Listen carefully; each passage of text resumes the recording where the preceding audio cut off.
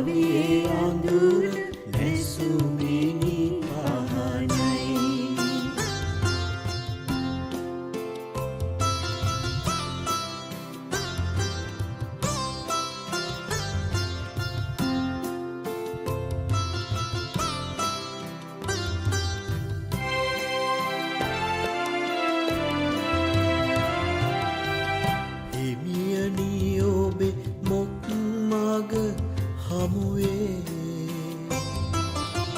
හැදෙමි බැඳෙමි නැහැවෙමි නිබාදේ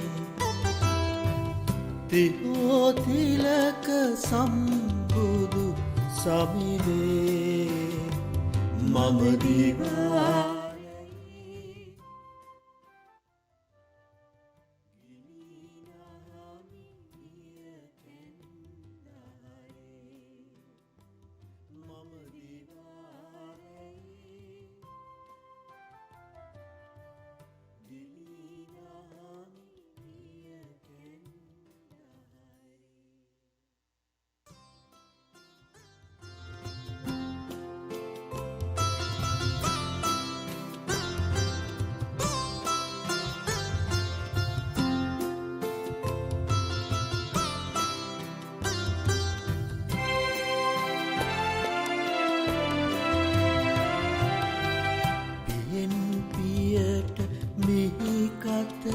සනසා බැලු බැලු නෙත් සිත් බඳවා දහම්මාමාවෙන් තිලොවතෙමු බුදු පියාණනි ඔබේ පාද කරනෙමි පිණිපා බුදු පියාණනි ඔබේ පාද කරනෙමි පිණිපා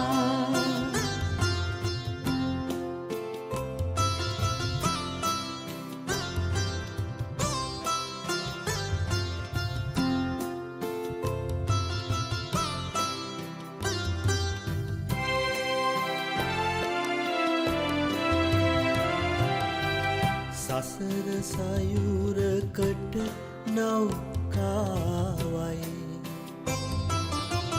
නිමල අමිල මෙත් සිලිලාරයි ලොපේ අනගි ගුණදම් මුහුදයි බුදු පියා මගේ භවයේ අඳුර නැසුමිනි පහනයි බුදු පියා මගේ භවයේ අඳුර නැසුමිනි පහනයි.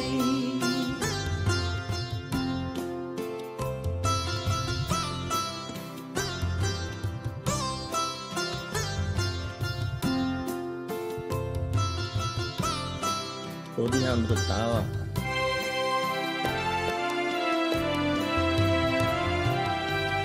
හිමියනි ඔබේ මොක් මග හමුවේ හැදෙමි බැඳෙමි නැහැවෙමි නිබාදේ තිලෝතිලක සම්බුදු සමිදේ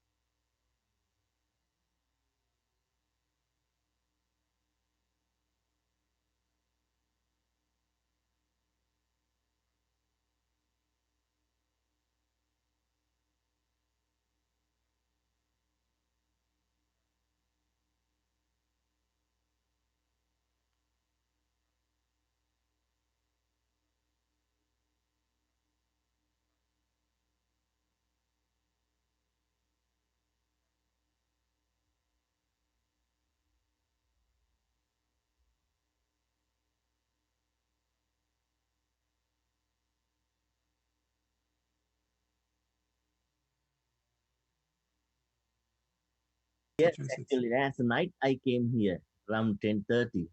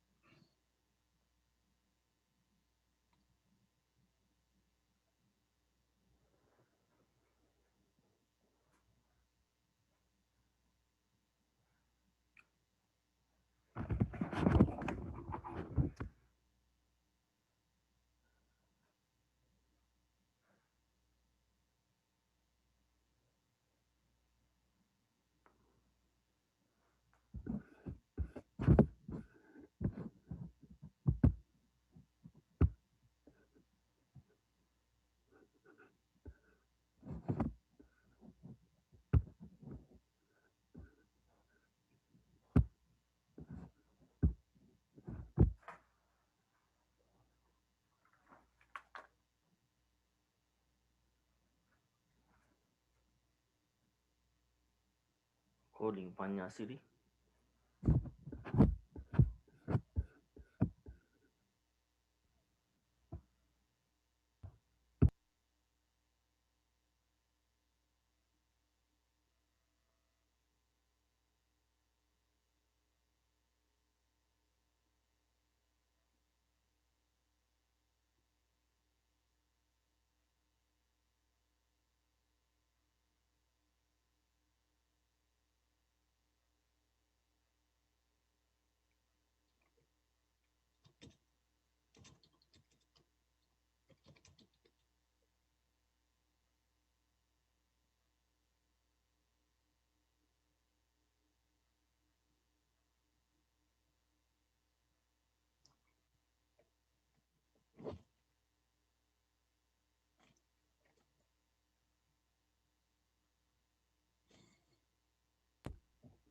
Bodhi Yeah.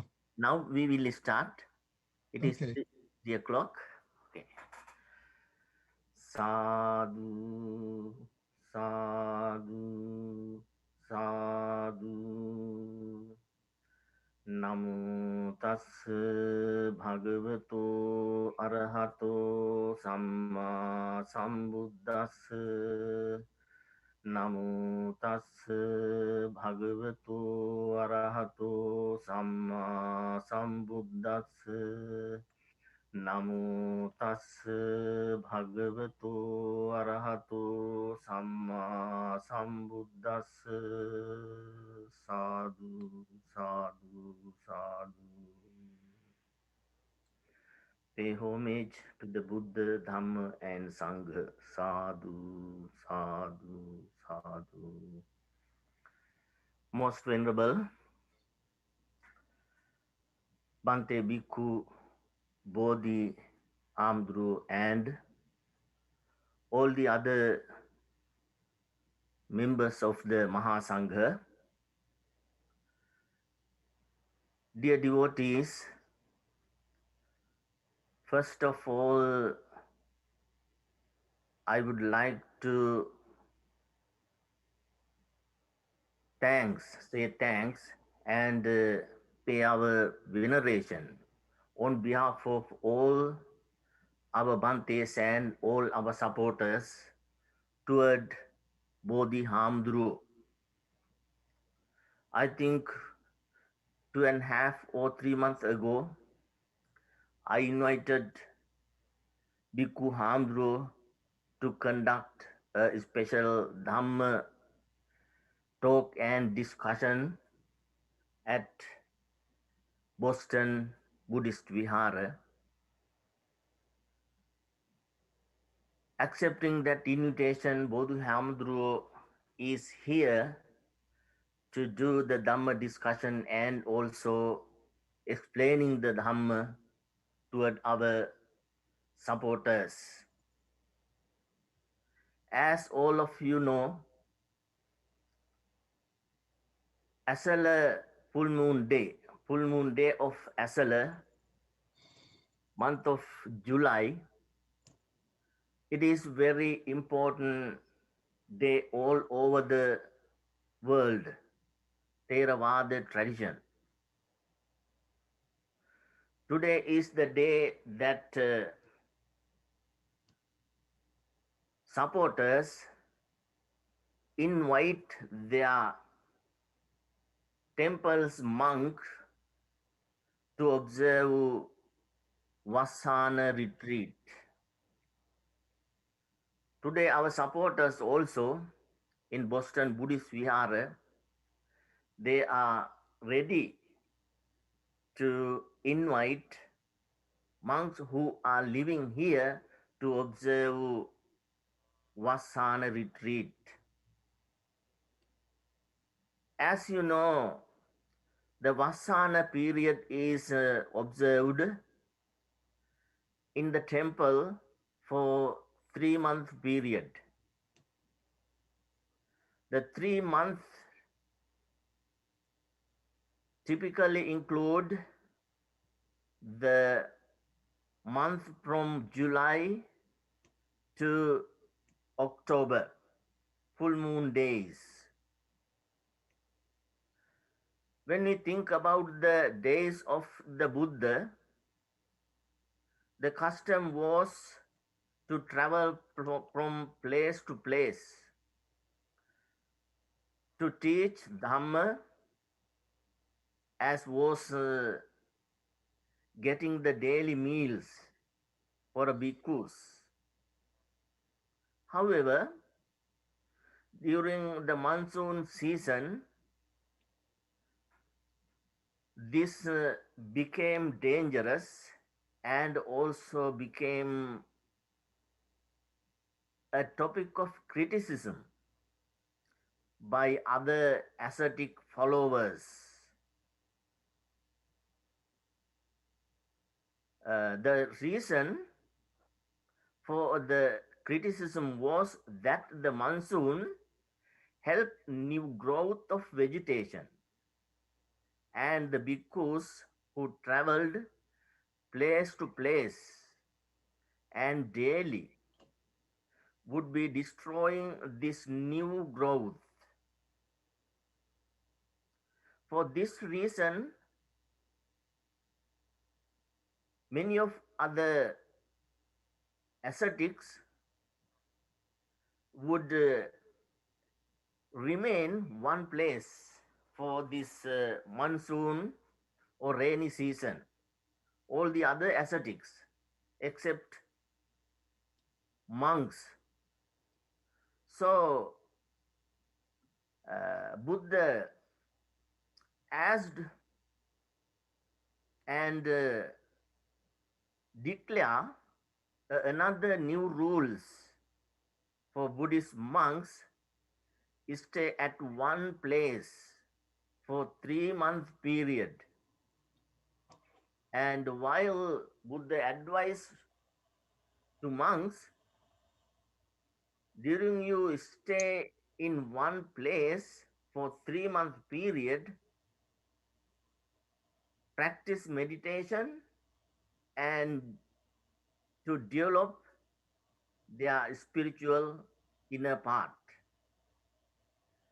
While they are living in one place, they develop their Dhamma knowledge and practice meditation. And meanwhile, those monks who stayed in one place, they help to the people to develop their spiritual side.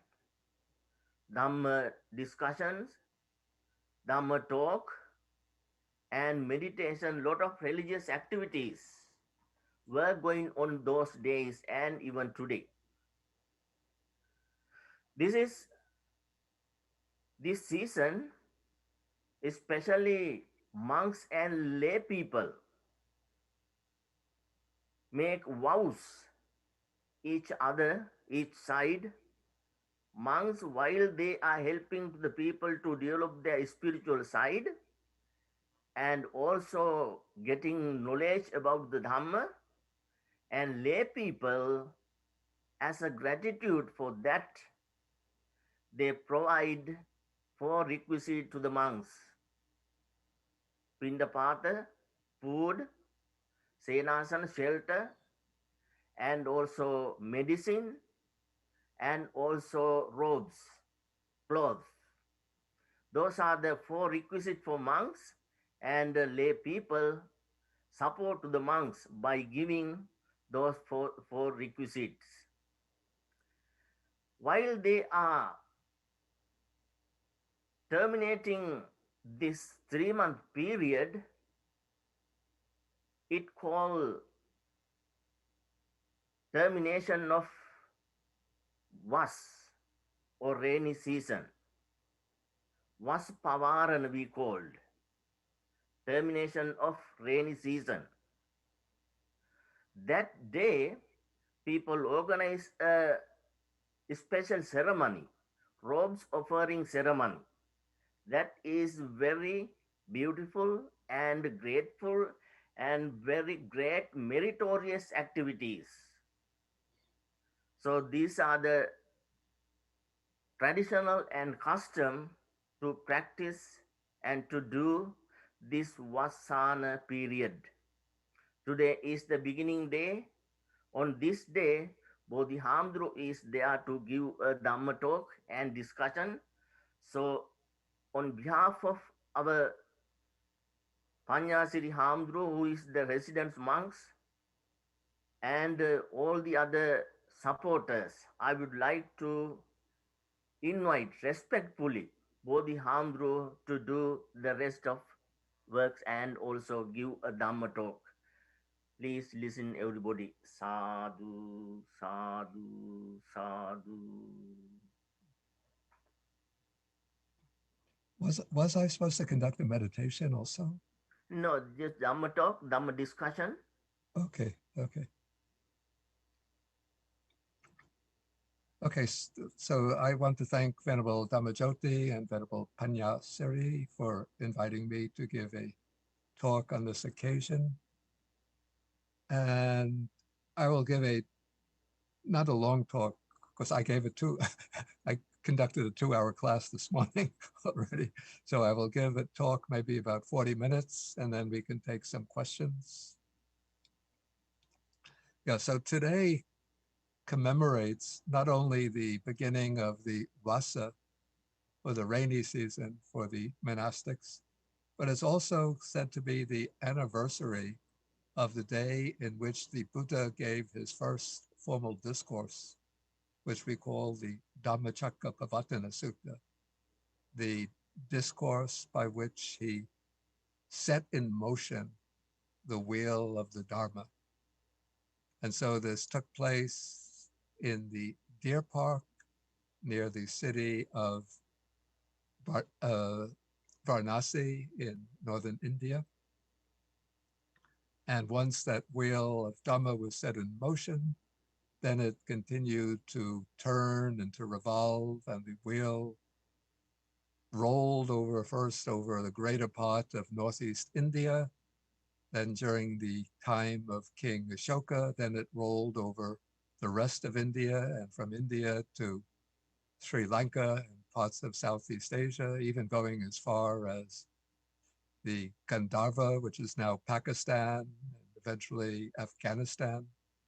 And now in the modern world, the wheel of Dharma is still turning even throughout the entire planet Earth. So even though many of you are probably familiar with the Buddha's first discourse, I just want to sort of briefly recapitulate the process which led the Buddha to the seat of enlightenment beneath the Bodhi tree, and then from the seat of enlightenment to the deer park at Benares, where he gave that first discourse. Usually the story of the Buddha is told in the traditional Buddhist countries in terms of a legend, a very popular legend, which tells us that the Prince Siddhartha, while living in the palace, did not know anything about old age, sickness, and death.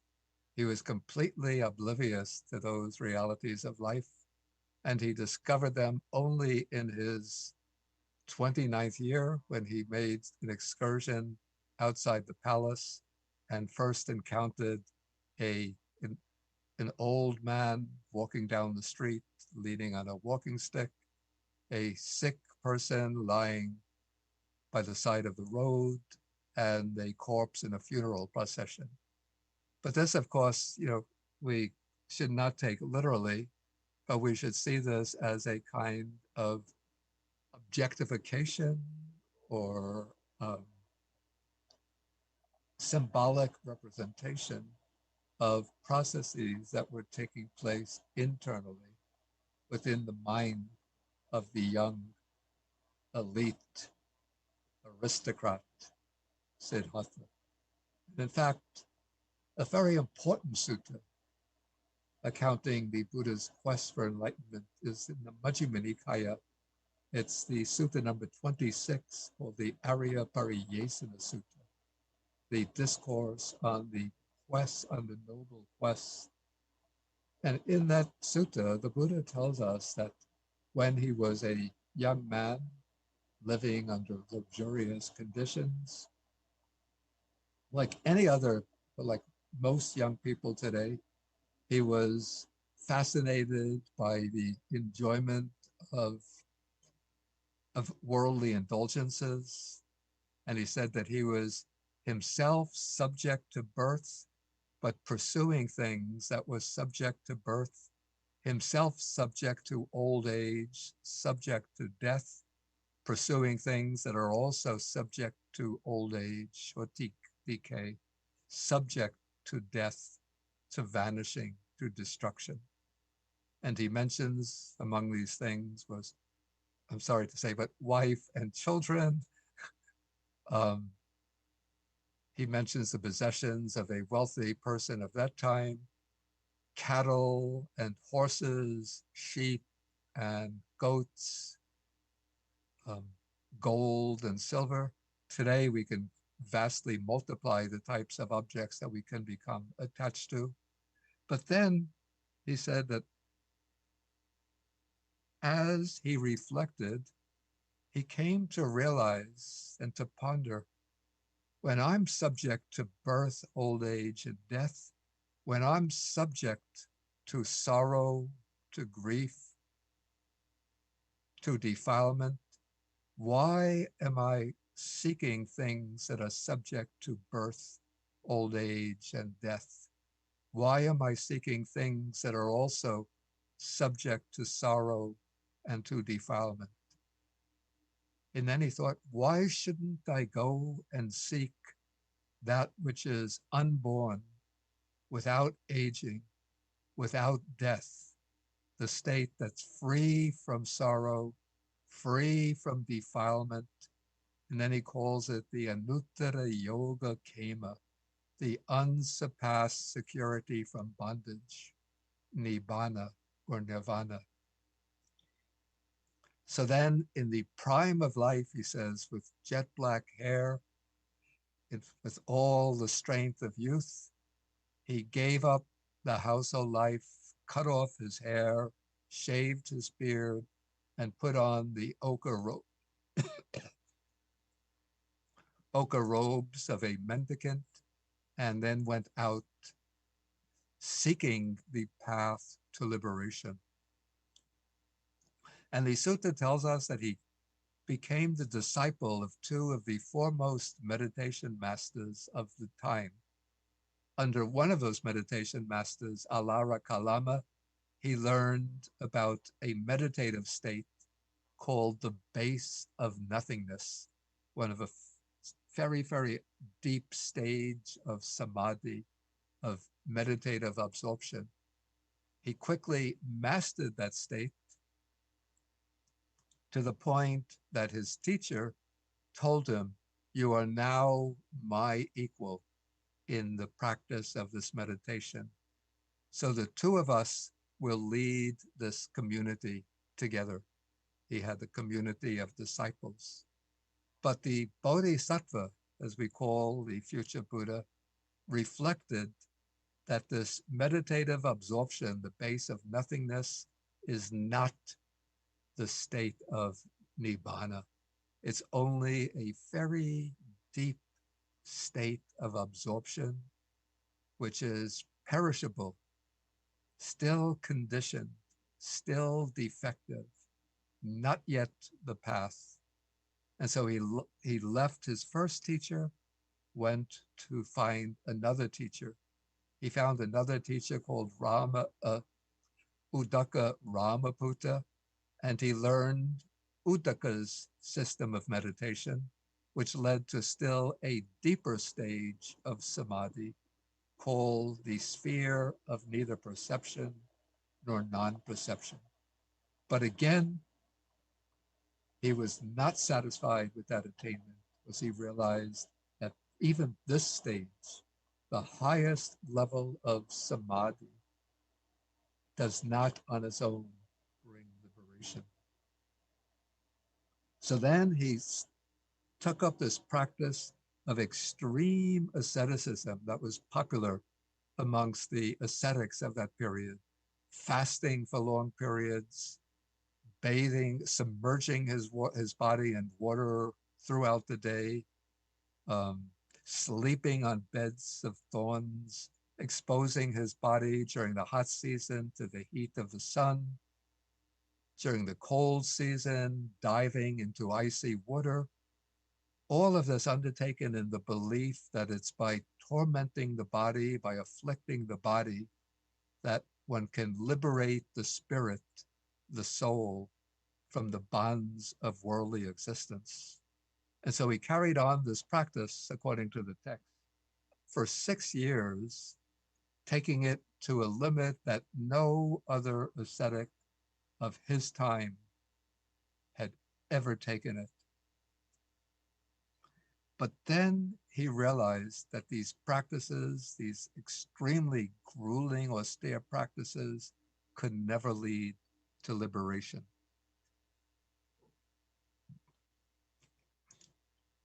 Then while he was reflecting, he must have come almost to the edge of despair, thinking that the whole quest for enlightenment is just a fruitless quest, that if he couldn't find it through these deep stages of samadhi, couldn't find it through the ascetic practices, there's no way to gain liberation. But then he remembered an experience that he had had in childhood. This was during the plowing season, the beginning of the plowing season, when there would be a ceremony, a ceremonial plowing. And his father, who was the head of the Sakyan clan, brought the young boy to the ceremony and then put him under a tree.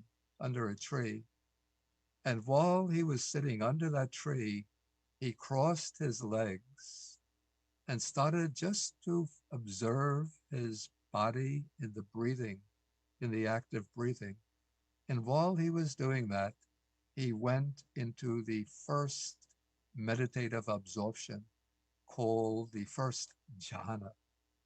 And then the question came to his mind, could this be the way to enlightenment? And then the realization came, yes, this is the way to enlightenment. But I can't yet undertake that practice with my body so weak, thin, emaciated, without any strength. And so I thought, let me start to resume normal food in order to regain my strength and my vigor. And so he started to go on alms round and to collect food, gradually increase the amount of food he was taking. And while he was doing this, he had 5 companions who were serving as his attendants, who were all convinced that if anybody is going to find supreme enlightenment, it's going to be this young prince of the Sakyan clan, the young prince Gautama. Look, it's loud in the house.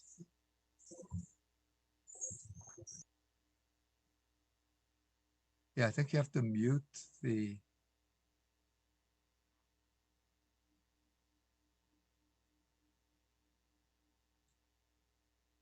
Okay, so there were these 5 ascetics who were attending on him, serving him and helping him.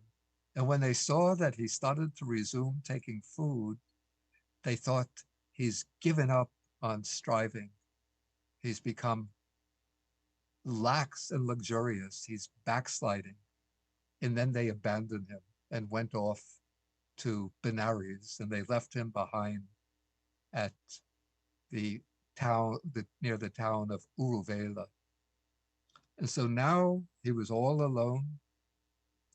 He regained his strength.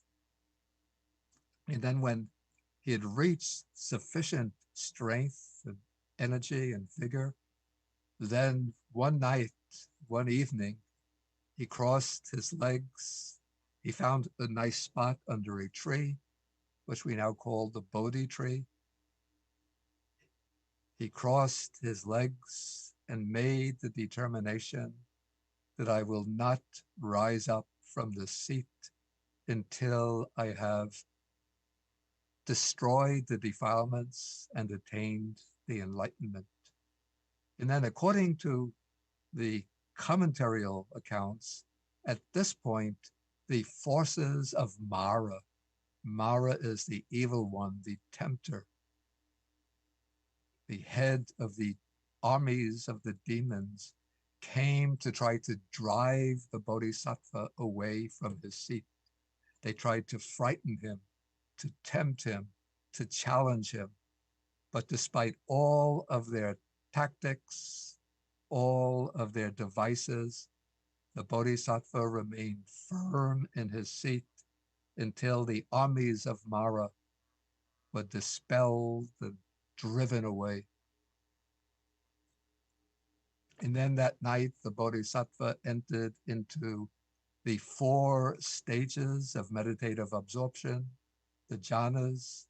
Then in the first watch of the night, he gained the recollection of his past lives, thousands and thousands upon lives, one life after another life after another life. Then in the middle watch of the night, he developed the divine eye with which he can look out upon the world and see how sentient beings pass away and take rebirth in accordance with their karma.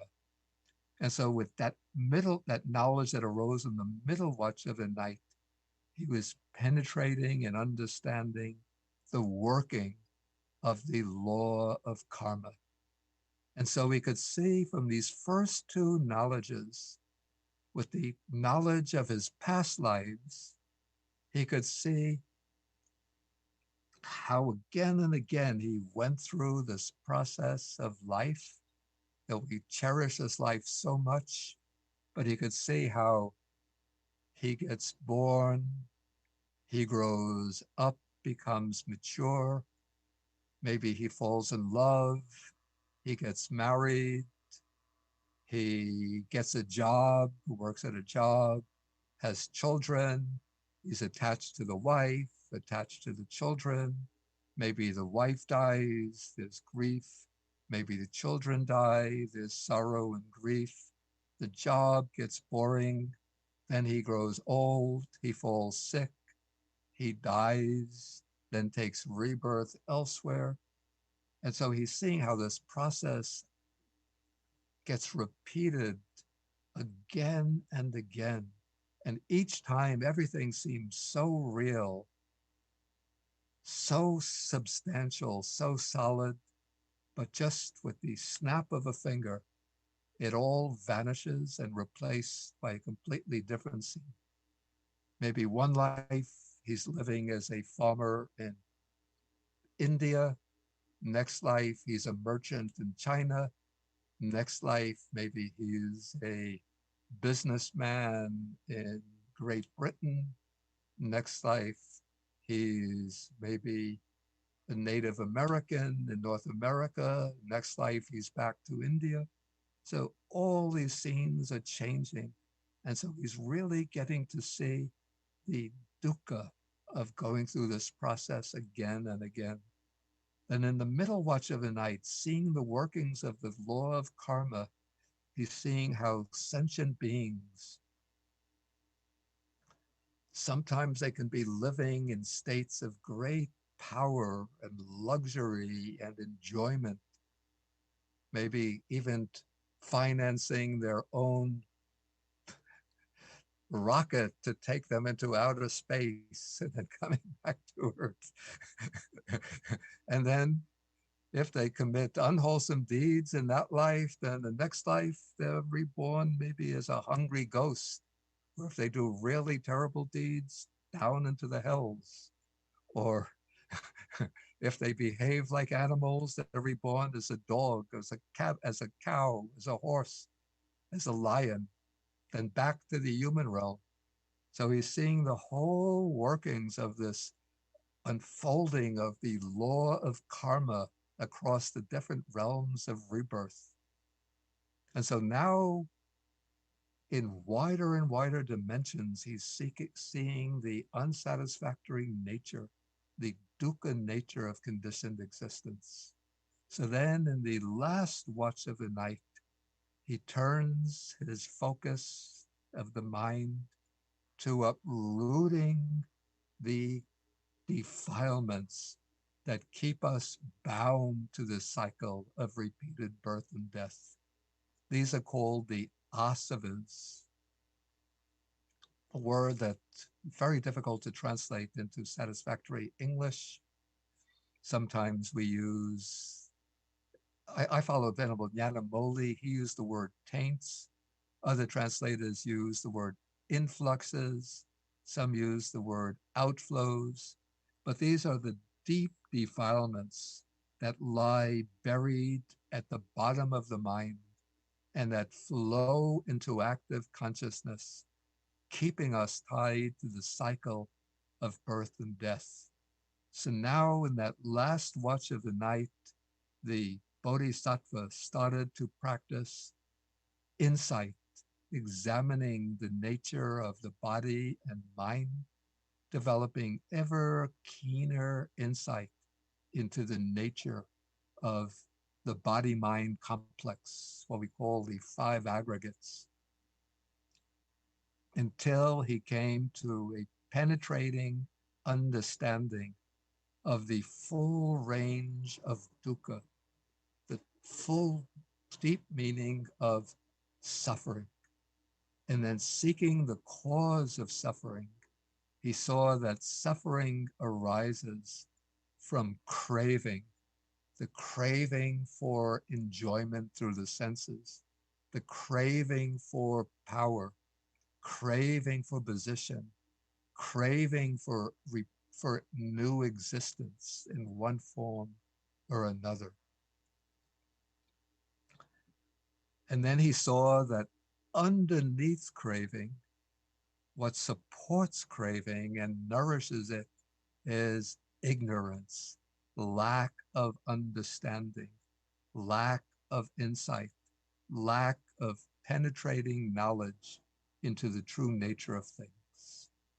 And then through his insight, he broke through the mass of ignorance, eliminated craving, and reached the dukkha nirodha, the cessation of suffering, the experience of nibbana. And he knew that it was through the Noble Eightfold Path that he was able to reach the cessation of dukkha. And so by the time the morning came, he was no longer a bodhisattva, a seeker of enlightenment, but now he was Buddha, the enlightened one, the Sammasambuddha, the perfectly enlightened one. And so this, according to the tradition, took place on the full moon in the month of May, which we call the Visakha full moon night. Okay, now after his enlightenment, the Buddha spent several weeks in the vicinity of the Bodhi tree, experiencing, sort of digesting the experience of enlightenment, exploring it, investigating it from different angles, assimilating it, digesting it. And then somewhere about after 7 weeks of contemplation, the question came to his mind, should I go out and teach the Dhamma to others?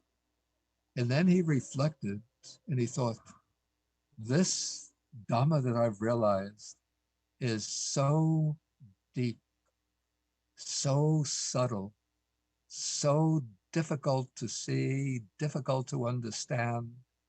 But ordinary people out in the world are just attached to their enjoyments, their possessions, seeking to enjoy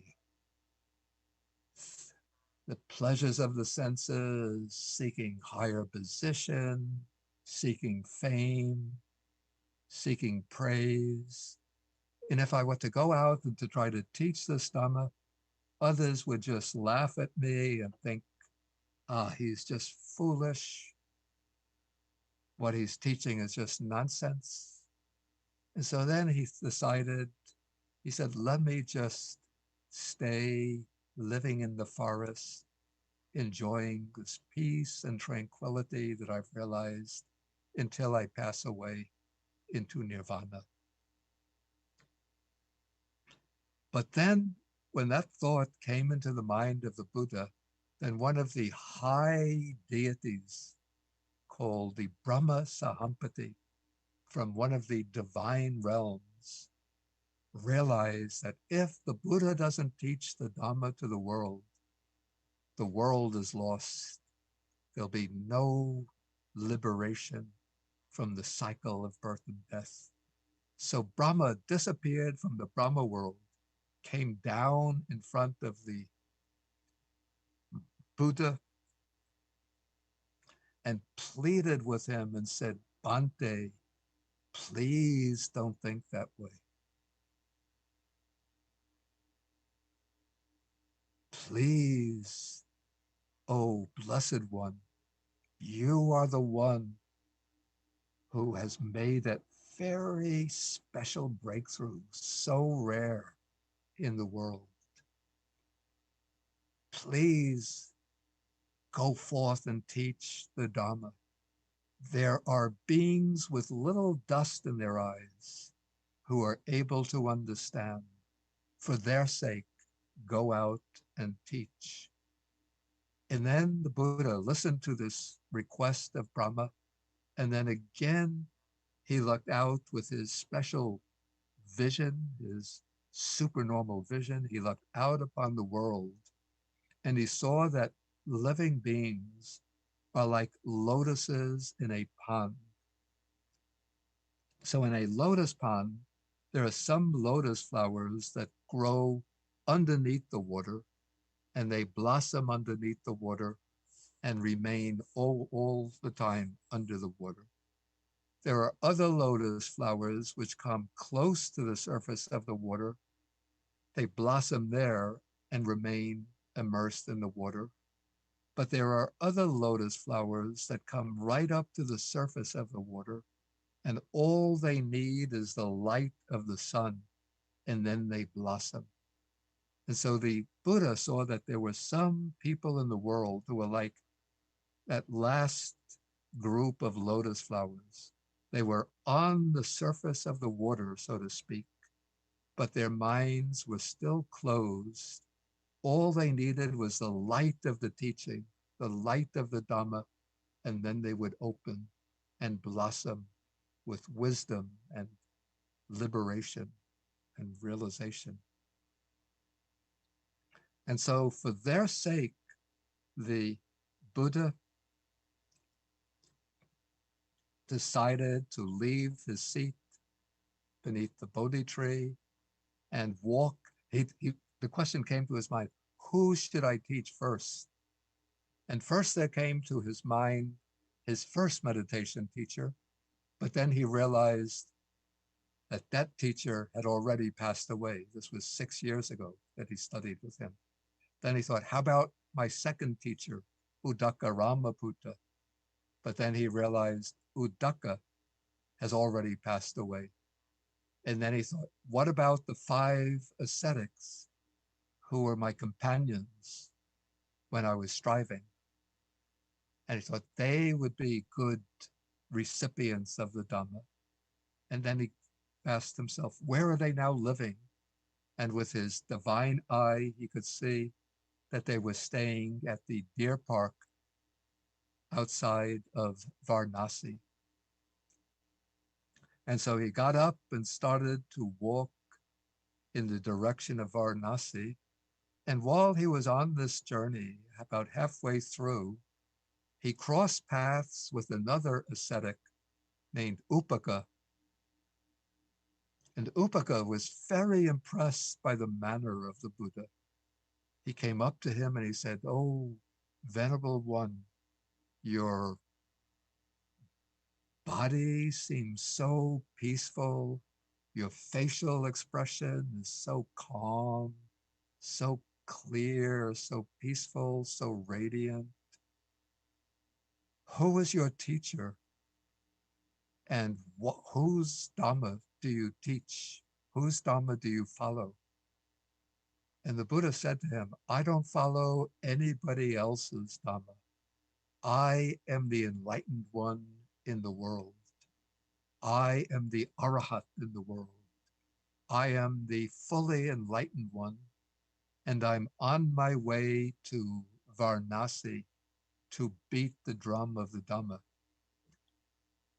And what's interesting is that Upaka had the chance to become the first disciple of the Buddha. He could have asked them, what do you teach? Please give me a teaching. And then the Buddha would have taught to him. And then the whole history of Buddhism would have been different. The turning of the wheel of Dhamma would have been taken place halfway between the Bodhi tree and Varanasi. And Upaka would have been the one to participate in the turning of the wheel of Dhamma. But instead, Upaka didn't ask the Buddha what his teaching was. But when the Buddha said, I am the supreme teacher, the enlightened one, Upaka just shook his head and said, maybe, and then walked away. And so the Buddha continued. And then when he got on the outskirts of the deer park where the 5 ascetics were staying, the ascetics saw him coming in the distance, and they said to each other, they made an agreement. They said, here comes the ascetic Gautama, who was very energetic in his exertion, but then he fell away from the path. So when he comes to us, we could offer him a seat, but we won't go out and meet him. We won't take his robe and bowl, and we won't show special respects to him. But as the Buddha got closer and closer to them, somehow they were deeply impressed by his tranquil manner, his peaceful deportment, the beauty, the beautiful radiance of his face. And so they couldn't hold to their agreement. So they went out to meet him. One of them took his extra robe, another took his alms bowl. They prepared a seat for him. But when the Buddha came and sat down, he said, I've reached the goal. I've attained enlightenment. I'm now the Tathagata, the one who has realized the truth. And I can teach you the Dhamma. And if you listen to me and follow my instructions, you too will reach the supreme goal of the holy life. But the 5 ascetics wouldn't believe him.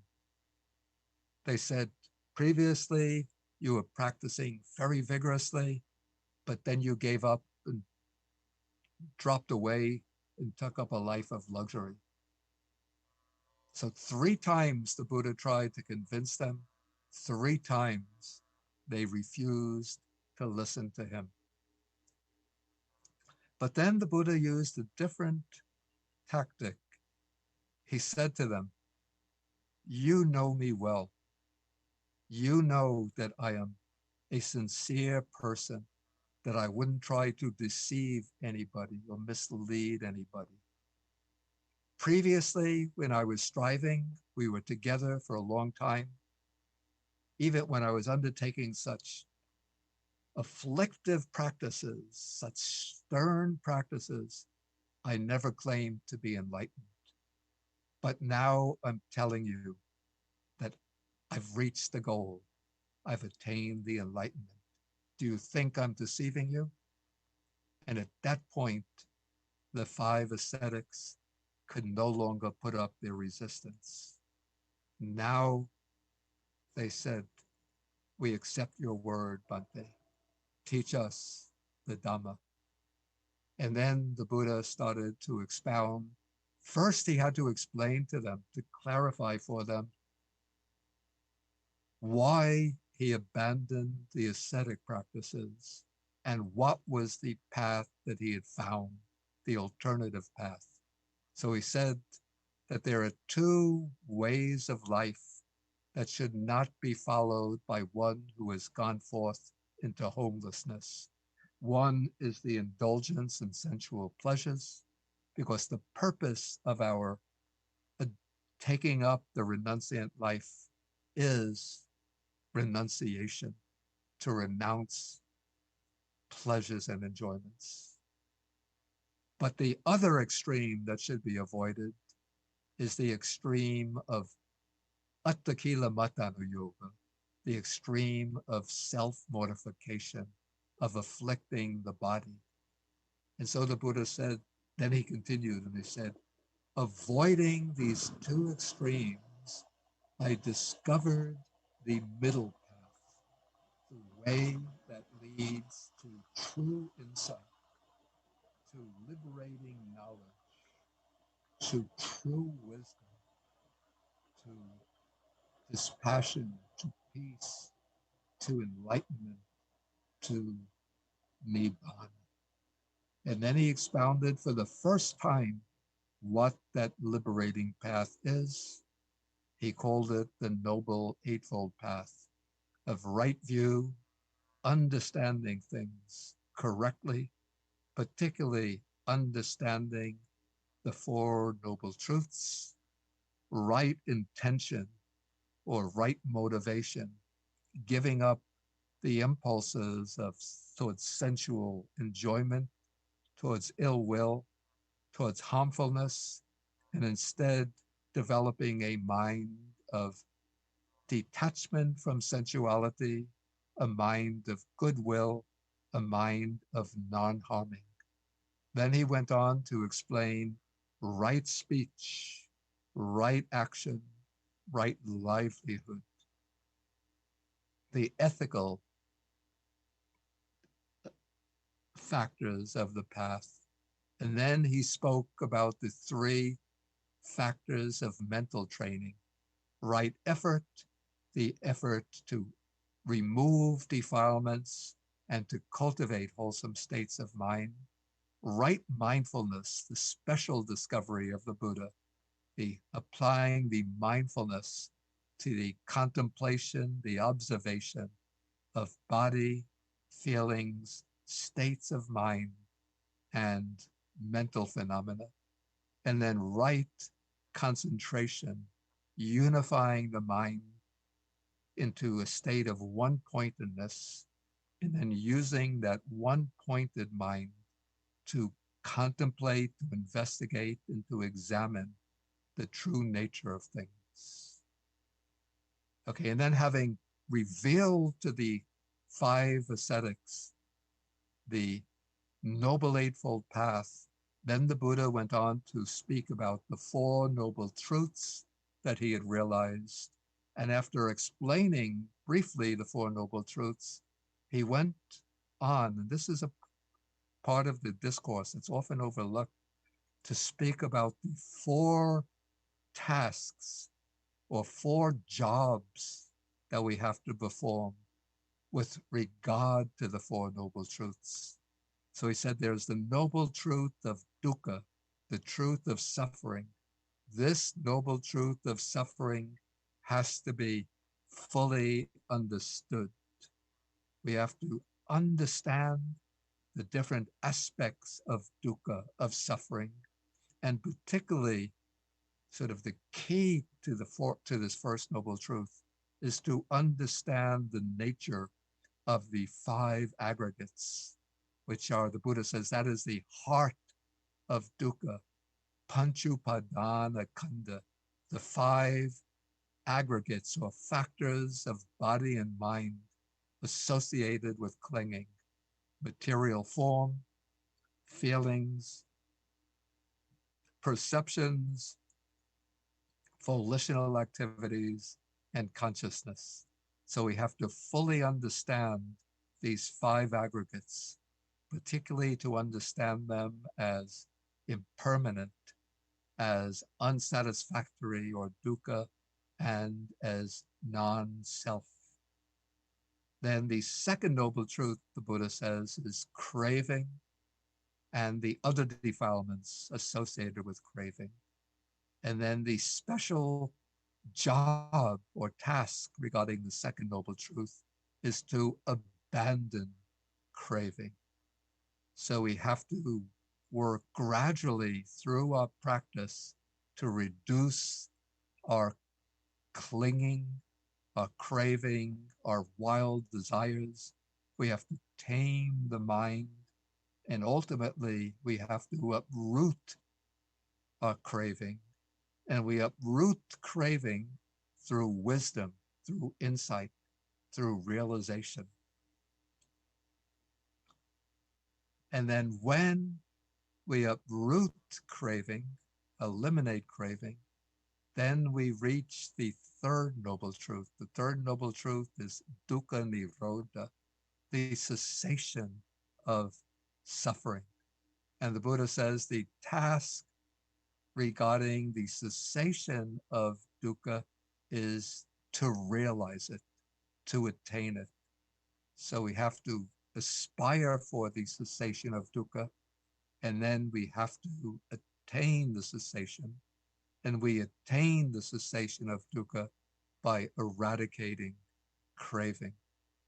Then regarding the fourth noble truth, the fourth noble truth is the truth of the way, the truth of the path, and the way the special task regarding the path is to develop the path, to cultivate the path.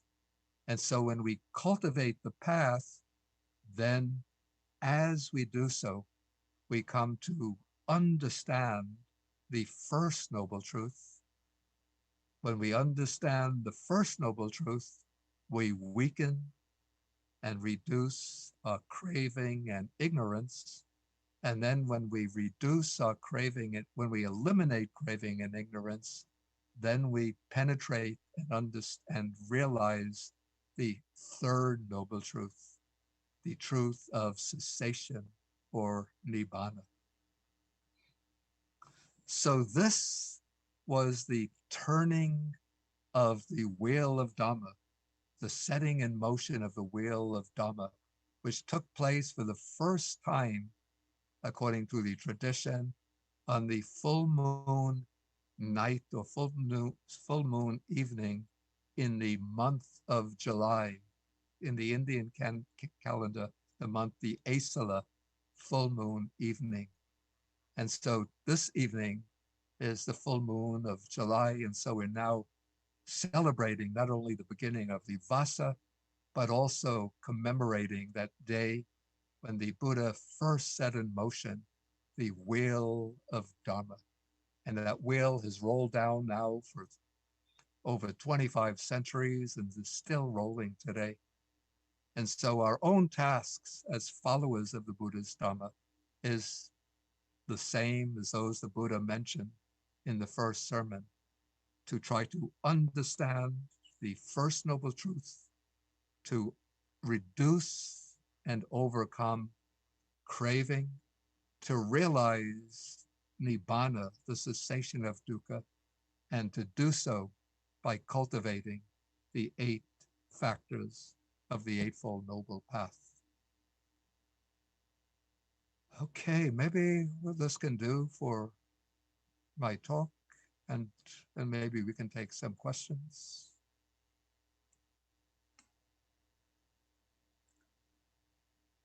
Most Honorable Bodhi Hamdru and Mahasangha, please, we approach to the Q&A session. Please feel free to unmute yourself, ask question from Bhante Bodhi. But before the questions come, let me just take a 2-minute break.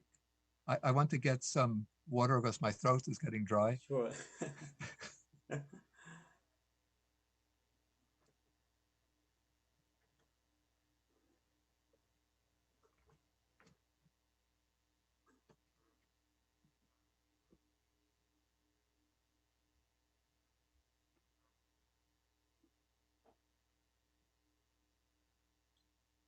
Dear friends of the Dhamma, uh, it's wonderful to have Bante Bodhi here today.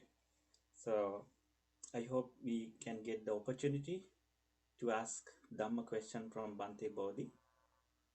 Please uh, prepare your questions. If you would like to send your question to the chat box, you can send, or please feel free to unmute yourself for your questions.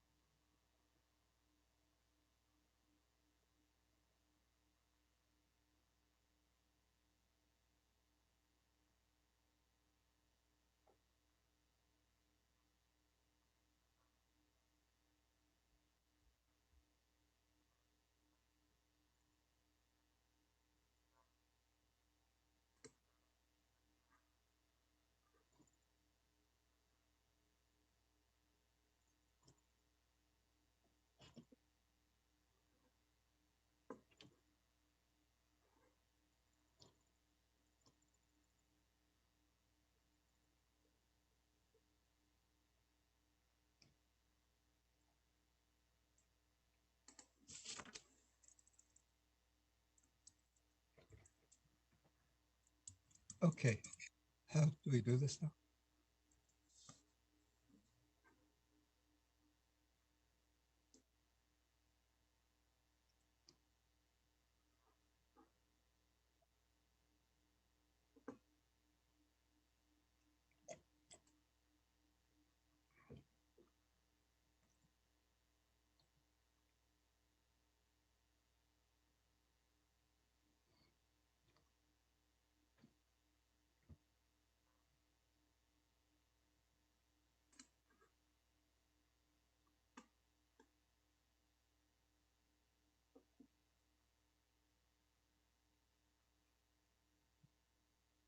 Yeah, it should be possible. I saw.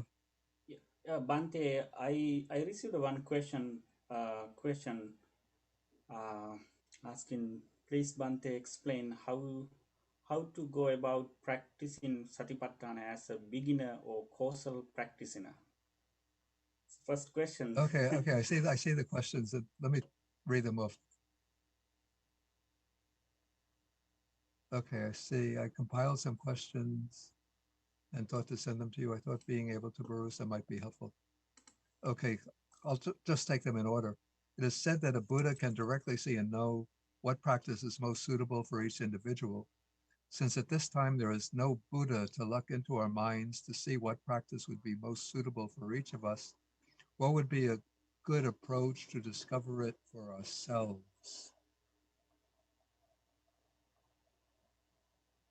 Okay, there are different meditation subjects which are said to be appropriate for different temperaments. But what I find to be what I usually recommend to people is to use a combination of mindfulness of breathing and metta bhavana, or loving kindness meditation. And I think these meditation subjects would be pretty much good for just about everybody. And the way I suggest doing this, and there are different ways to go about doing this, and it really depends on you experiment and see which works best. One is, say, if you have 2 sessions of meditation a day, One session you can devote to mindfulness of breathing, which helps to calm the mind down and also helps you to understand the workings of your own mind more clearly. Because when you're trying to focus on the breath, you find many thoughts come passing through the mind. And when you observe them and note them, you could see how your mind is working, what kind of thoughts, what kind of emotions arise. So it gives much clearer, it's a clear means to self-knowledge. It's like putting a bright light on the mind. So even you have trouble focusing on the breath, you shouldn't worry about that, but just be sure that you're observing what kind of states of mind arise. Okay, and then the other practice is loving kindness meditation, because the great problem throughout a whole society, whether different dimensions, family, community, wherever groups of people get together, almost inevitably there's ill will arises, conflict arises, and too often violence arises. And so by practicing metta or loving kindness, one becomes a center of goodwill, of love, of benevolence in the midst of a confused and even violent society. And so you might do like one session of mindfulness of breathing, and then the other session, the meditation of loving kindness. Or if you have one session, say in the morning, you could start off with 10 minutes of loving kindness, and then do the rest of the period mindfulness of breathing, or start with mindfulness of breathing and then end with, say, 10 minutes of loving kindness. So I think if you're using those two meditation subjects, you can't go wrong.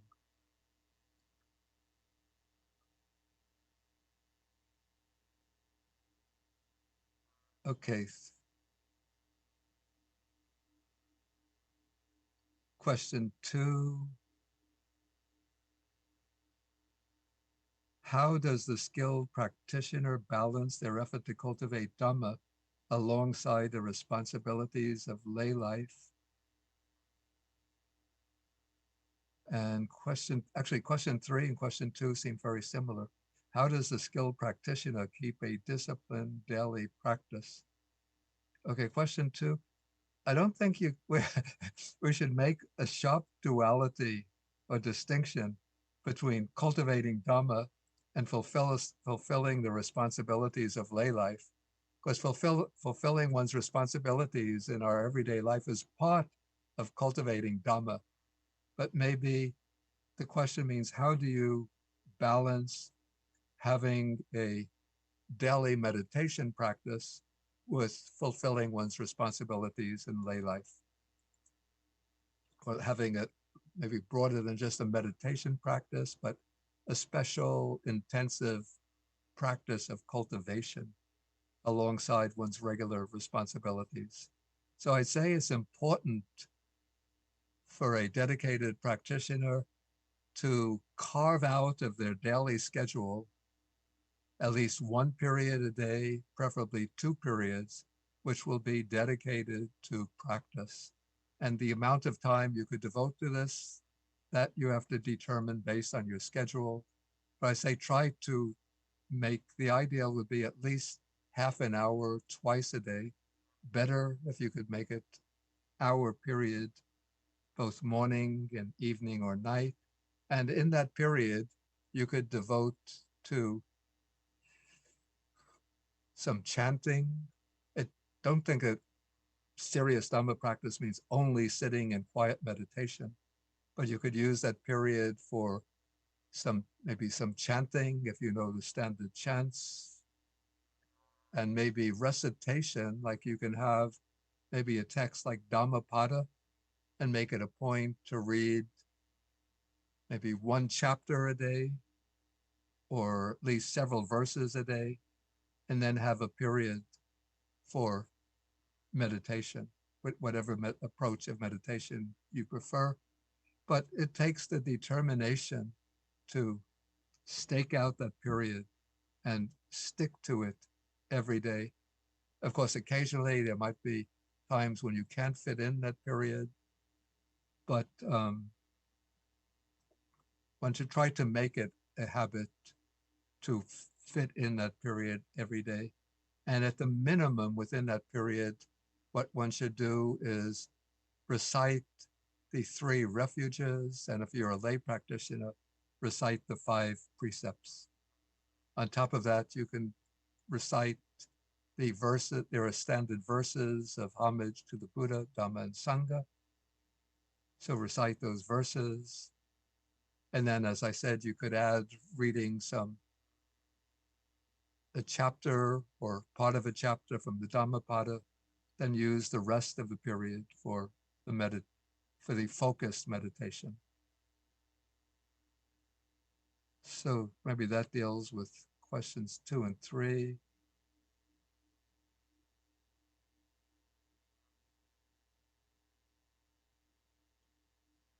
Okay, actually in number 4, it seems like 2 questions. How does the skilled practitioner distinguish between what is important to the world in these times and what is timelessly important to the Dhamma and the journey to Nibbana? Then it says related, can you speak about the focus on feel-good Dhamma versus liberation Dhamma? Yeah, first, in my view, it's important to fulfill, as Buddhist practitioners, to fulfill both of our responsibilities, our responsibility to contributing to a better world, as well as our responsibility to cultivating our inner spiritual life and the journey to Nibbana. Yeah, in my view, even as a monk, though I renounce the world from one angle, but I'm very concerned about what goes on in the world, especially a world in which there's a lot of poverty, economic injustice, escalating climate change, and so forth. So I think it's important for us to fulfill our responsibility to the well-being of the world, to find courses of compassionate action that we can take to promote the well-being of society, at least the well-being of other people. But also we have to, as I said, stake out time for us to devote to our personal practice, to self-cultivation. So I spoke just a little while ago about setting aside at least 1 period a day or even 2 periods that we can devote to inner cultivation. And we have to seek a healthy balance between the two. Okay, the focus on feel-good Dhamma versus liberation Dhamma. I think if we're practicing liberation Dhamma, it should make us feel good. I don't know quite what's meant by feel-good Dhamma. But the Buddha says, even when he speaks about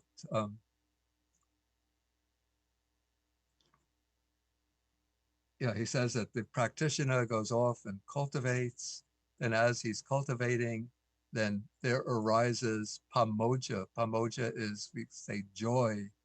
From joy, piti arises. Piti is like delight. And then through delight, there comes passaddhi, calming down or tranquility. From tranquility, there comes sukha. That sukha is happiness or bliss. Then through bliss comes samadhi, concentration. And then from concentration comes insight. And from insight comes liberation. And so I say, pursuing a liberation Dhamma, it should make one feel good. When it's going about it properly, one feels joyful and happy.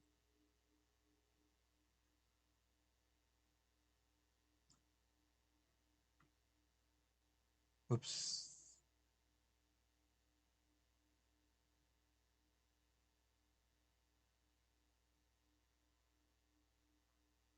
Okay, question 5.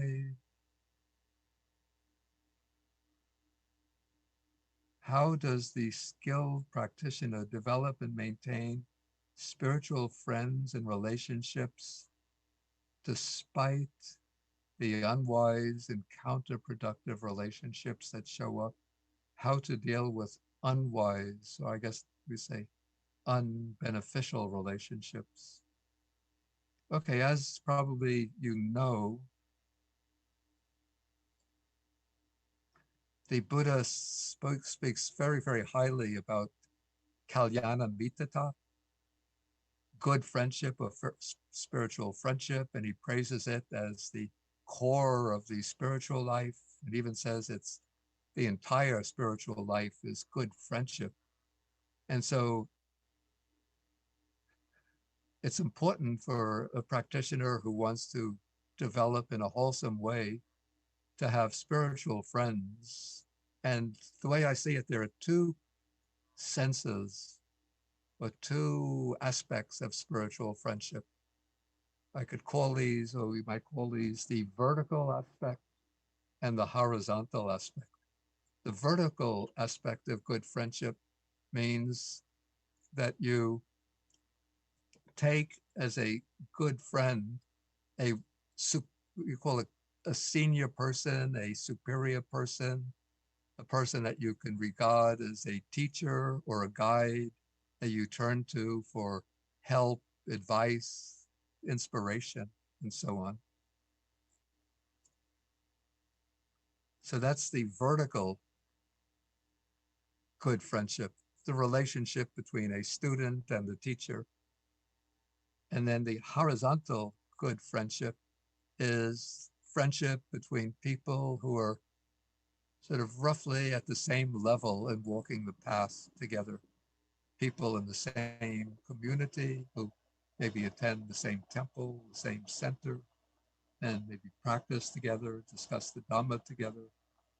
And so they have a friendship which is based upon their shared devotion to the Dhamma. And so it's important to maintain these friendships.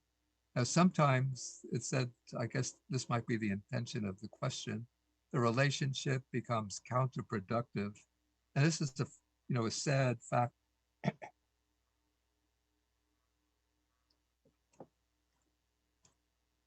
And the spiritual life and Buddhist life, and it's become very sadly widespread in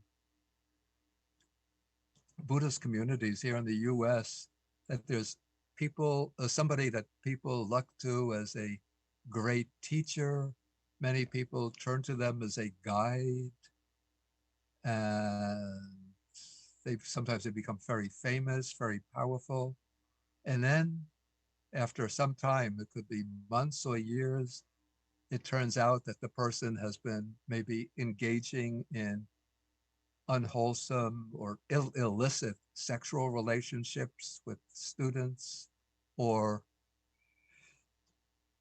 misusing the funds of the organization for their personal benefit, or they become swollen with the sense of their own power, and then they try to dominate and control their students.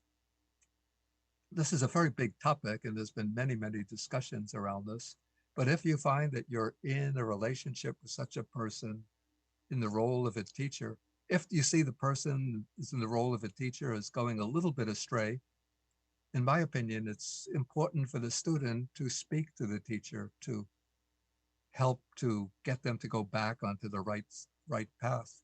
And even in the Vinaya, the system of training in the monastic life, the Buddha says that if the student monk sees his teacher is taking a wrong track, the student should correct the teacher. But if you're in a relationship with somebody as a teacher, and the teacher, you and your fellow practitioners try to give advice, but the teacher doesn't listen, doesn't recognize his or her fault, but just persists in their conduct, then you have to leave them and find another teacher. And similarly, I guess, with friends walking the path together, it's important, yeah, to correct each other, to, to criticize, not harshly, but to point out your faults. And this is another principle the Buddha has laid down for the monastic order. He said that the monastics should examine each other and correct their faults and try to rehabilitate themselves together. So that would apply also, I would say, to fellow lay practitioners. Okay, we move now. Question number 6. How does the skilled practitioner move from an ordinary worldling to a faith follower, then to a Dharma follower, and then to stream entry in this life? And then he quotes the sutta. This is from Samyutta Nikaya, chapter 25. This is sutta number 3, but the same thing is said many suttas in this same chapter. So basically, there's no simple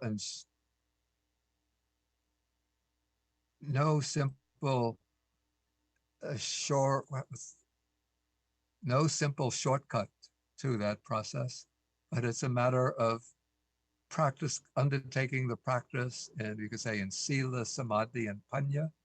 But maybe what's helpful is there's a group of suttas towards the end of the Sota Patti Sangyutta. This is also Samyutta Nikaya, but this is chapter 55, where the text speaks about 4 factors for stream entry. It's called the 4 Sotapatti Yanga, but these are different from the 4 factors of stream entry. The 4 factors for stream entry, for attaining stream entry, are to associate with good and wise people, then to listen to the good Dharma. And so right association, hearing the Dhamma. And today we could say when books are available, studying the proper Dhamma. Then the third factor is yoniso manasikara. So this would be wise reflection on the teaching, examining the teachings and applying the teachings to one's own experience, examining one's own experience in the light of the teaching. And then the fourth factor is Dhammanodhamma Patipatti, practicing in accordance with the Dhamma. So that is observing precepts and developing samatha and vipassana, calmness and insight. And so that's basically the method of practice. And then all of the rest depends on the maturity of one's faculties. And to mature one's faculties, it's also important to engage in what is we call meritorious activities, even devotional activities, practicing veneration to the Buddha and the Sangha, making offerings, and so forth. And so that is building up the force of punya, of wholesome karma that will be powering one's practice. And so if you're undertaking all of these practices together, then you don't have to keep on thinking, when will I attain? When will I attain? But it's like you sow the seeds of flowers in the garden, and you make sure that the seeds get water and fertilizer. And when the seeds are mature, then the flowers will come up. Yeah, but one thing I should point out that just in the question, that one doesn't make a transition from faith follower to Dhamma follower. Both the faith follower and Dhamma follower, those are just 2 alternative routes to stream entry. And they differ on the basis of which mental faculty is stronger. For some people, faith is stronger, so they become faith followers. Faith and devotion are stronger, so they become faith followers.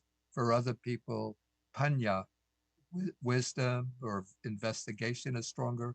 they become Dhamma followers. But whether faith follower or Dhamma follower, both are on the path to stream entry. And when their faculties mature, they become stream enters. Okay, we move on now to the next question.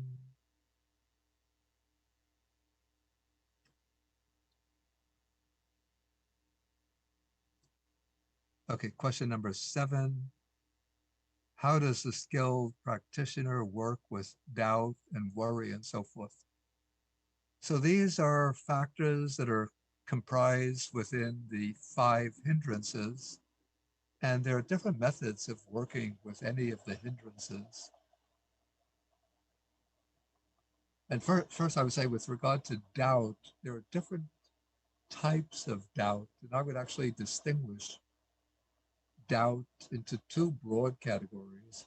One is doubt, a wholesome kind of doubt that motivates one to undertake wise investigation and inquiry.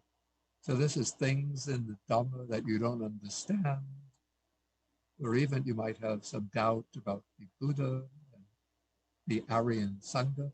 So in this case, the way to overcome that doubt is to go to good, wise teachers and raise questions, or to consult the texts in order to, to find the answers to those doubts. And that way you overcome that kind of doubt. But there's another kind of doubt that might be called skeptical doubt or obstructive doubt.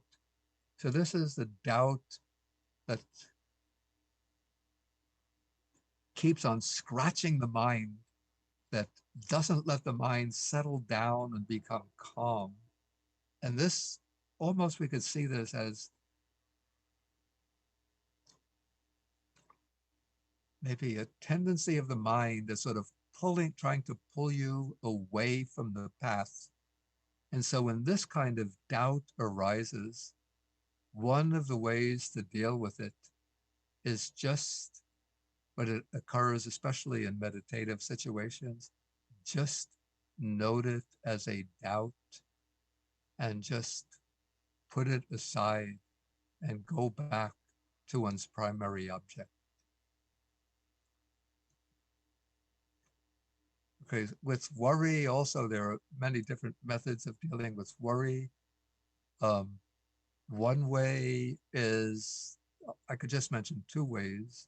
One way, again, is to try to drop the worry and just return to the primary object.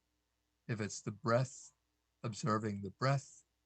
If you're doing loving kindness, going back to the loving kindness, and just don't pay attention to the worry. But another method to deal with the worry, this is sort of using the framework of the Satipatthana method. When worry arises, you just watch the worried mind. Just turn the worried mind into an object of observation. And you can also do that with doubt. Watch the doubting mind and just see it. Doubts arising, you just observe. Doubting, doubting, doubting. Worry arises, you just observe. Worry, worry, worry. And then as you're watching, you'll find the doubt becomes weaker, the worry becomes weaker, then it drops away. Then you go back to your primary object. But the doubt and worry will arise again. When it arises, again, you go back to observing it.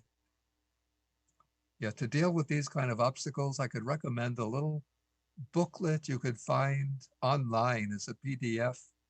It's called The 5 Mental Hindrances and Their Overcoming, I think according to the Buddha. It's by my own teacher, the German monk Nyanaponika, but he takes passages from the suttas and from the commentaries on working with the 5 hindrances.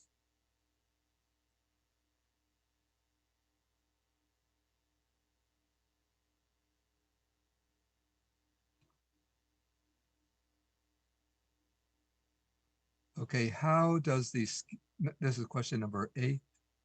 How does the skilled practitioner bring right effort to practice without creating new obstacles or fear rating the approach? I don't know what rating the approach means. But then example, bringing attention to the object causes facial tension, unpleasant bodily sensations, a sense of identification with the head region of or body sensations. Yeah, this is something that requires the skill in right effort. And I say that, and this is a fault that large numbers of practitioners fall into. They think that right effort means that you have to be very tough and stern and self-demanding, make strong demands on yourself in practicing, especially practicing meditation. And so sometimes you see people who think that the facial expression of the ideal practitioner, something like this, with a tight, tough, tense expression on the face. But what I say is that the key to right effort is to be very soft and gentle in one's effort. One arouses alertness or awareness or mindfulness, but one does so keeping the mind soft and gentle. And if you notice that either the facial muscles are becoming tense, or you're tensing and tightening other parts of the body,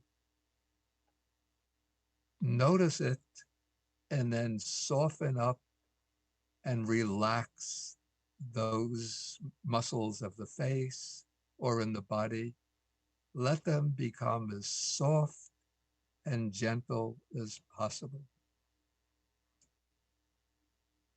And what I found, and this is especially the case with when you're practicing mindfulness of breathing, particularly if the main focus is the area around the nostrils or upper lip, then there comes a tendency to try to push the mind onto that region as if you're trying to hammer a nail into a board. So when you have a nail and you're hammering it into a board, you have to be certain that you hit exactly the head of the nail and that you hit it forcefully so that the nail will go through the board. And so when people are practicing mindfulness of breathing with their attention to this area, they keep on pushing the mind onto the nostrils, pushing, pushing, pushing. Then all the facial muscles become tense. If one finds that one is doing this, what I do myself and what I suggest is that you drop the attention to this narrow area, this small area, and just let the mindfulness take in the entire body sort of at one shot globally. So just be aware of the whole body in the sitting posture, just being attentive, sitting, sitting, sitting, and continue to observe the sitting posture until you get the sense of the breath coming in and out returns. And then just gently let the attention go back to the breath.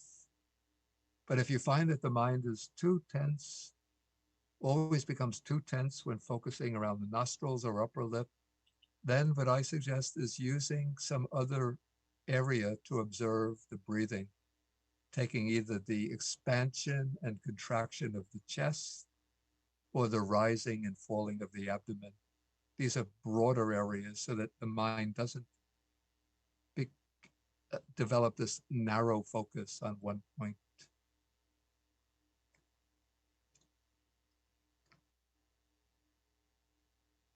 Okay, question number 9. How to go about practicing Satipatthana as a beginner or casual practitioner? Yeah, if you're very casual, then I don't think you could really go about Satipatthana. But let's say to start a meditation practice, again, I think I just returned to the instruction I gave earlier.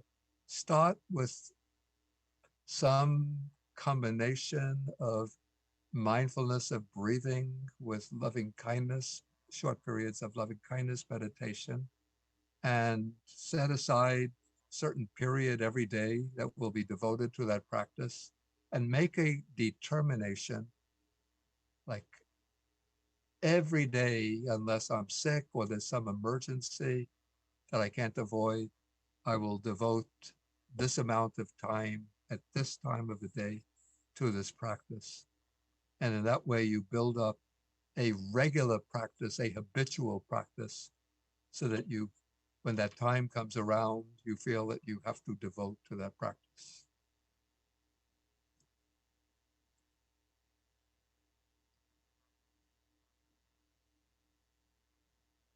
Okay, question number 10. There is so much suffering in the world related to social injustice, corporate greed and exploitation, political corruption, and other external conditions.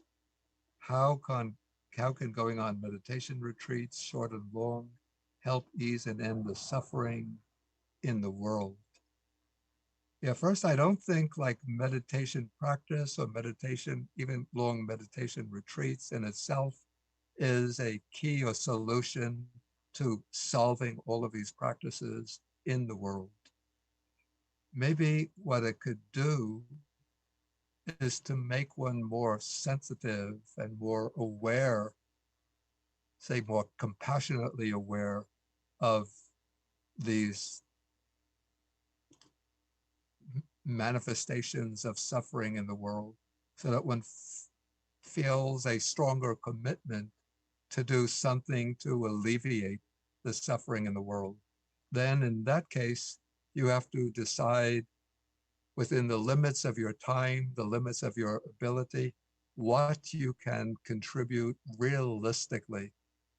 Like if you think, I'm going to eliminate all of the injustice and suffering in the world, then probably you won't be able to accomplish much.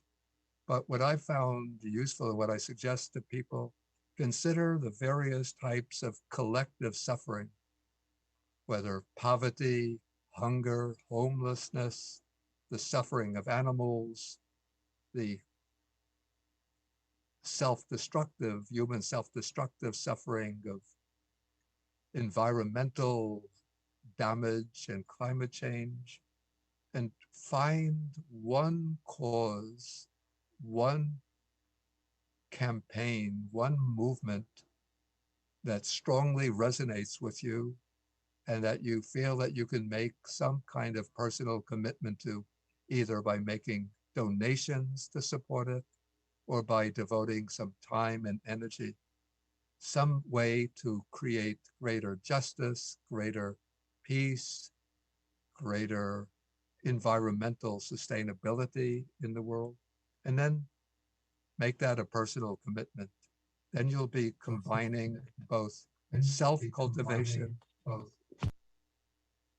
yeah, both self-cultivation through your meditation practice, as well as contributing to create a better world through your social engagement.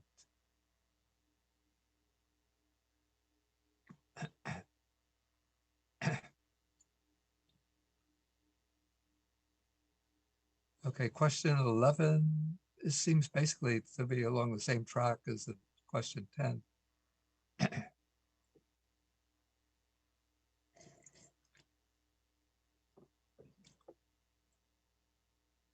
How does the skillful practitioner best manage and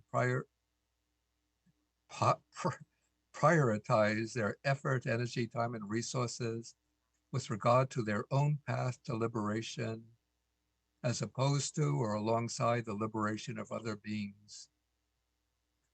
Yeah, here everybody has to make their own choices of how one is going to balance one's own effort, that inner cultivation, with what I would call engaged Dhamma work, or working on behalf of social and economic justice, environmental sustainability, and so forth. So each one has to make their own choice. You have to decide how much time you have available, what kind of resources you have available, what talents you have available. But the best approach, in my opinion, is one that brings both into some kind of happy balance. If you just devote all of your efforts to your own personal cultivation, of course, that's a possible path, and you just neglect what's going on in the world. To my mind, that's a rather limited approach. But if you just devote all of your time and effort to outer transformation without working on inner transformation, on the one hand, you can get burnt out, and your effort, maybe it changes the outer conditions, but you're not really developing yourself. So the best approach is to find some happy and harmonious balance, which you have to decide on the basis of your own time and inner resources. Okay, question 12.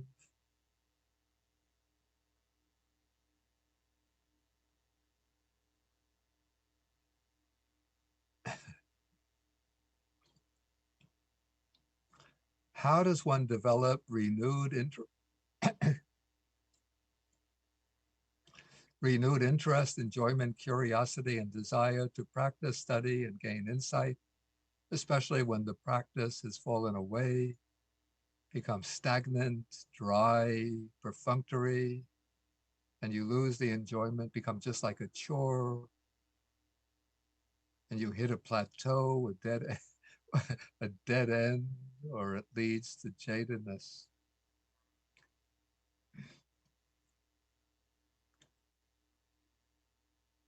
Yeah, that's an interesting question.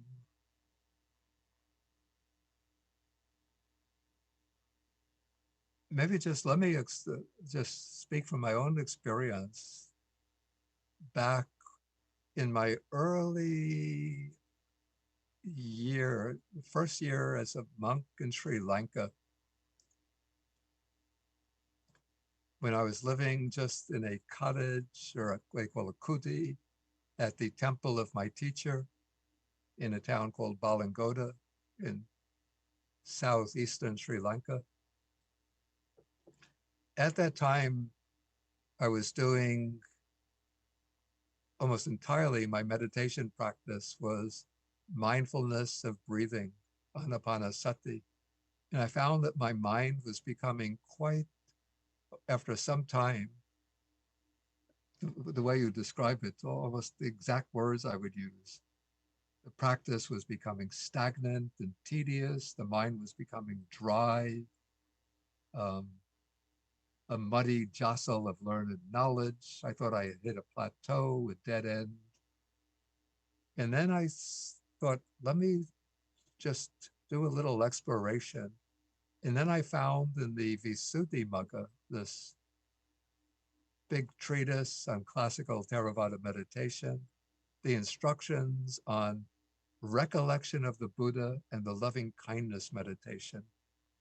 And so then I added those to my repertoire, my palette of practices. And I found that they had a very enjoyable and uplifting effect on the mind. And so what I would say is a way, like, I don't know the person who's raising the question, that they might be taking too much of a narrow and exclusive intellectual approach to learning the Dhamma, and maybe too much of a dry approach to the meditation practice. So it could be helpful maybe to do more devotional practice. This would be doing the recollection of the three jewels, the Buddha, Dhamma, and Sangha. You can find some instructions for this in the path of purification, or also in the Anguttara Nikaya Book of Sixes, which just give the formulas, but it's good to get some guidance, maybe from the monks, on how to practice those recollections. And so that will give a more devotional, it will sort of enrich one's practice with a more living, bubbling stream of devotion. And then some of the Brahma Viharas, like the loving kindness, and maybe keep away from the karuna, the compassion, for the time being, but do the metta, the loving kindness, and the mudita, rejoicing in the good of others, in the good qualities of others. And that will help to give some emotional upliftment to the mind. So that those methods might help.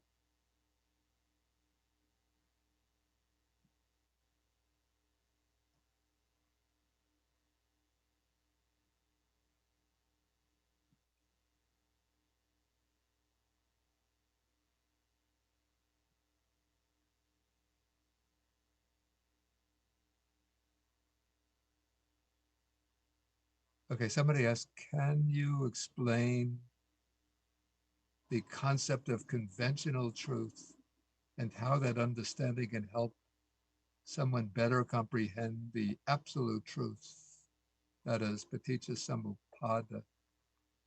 Yeah, this is a distinction made in the commentaries between two kinds of truth. I could just tell you what the distinction is. It's between what they call conventional truth, would be truth which is formulated in terms of conventional entities, like especially persons. So we say, I am Bhikkhu Bodhi, I am a male, um, I went for a walk, I had lunch a little before noon today.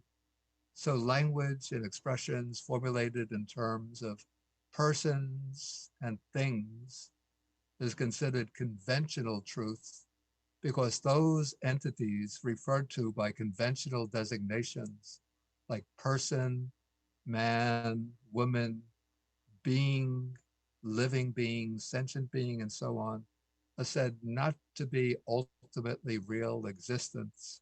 The ultimately real existence are conditioned phenomena like the 5 aggregates, the 12 sense spaces, 18 elements, which are connected by laws or principles of conditional relations. So basically, that's the distinction between conventional truth and I don't really like the expression absolute truth. I say maybe philosophical truth versus conventional truth.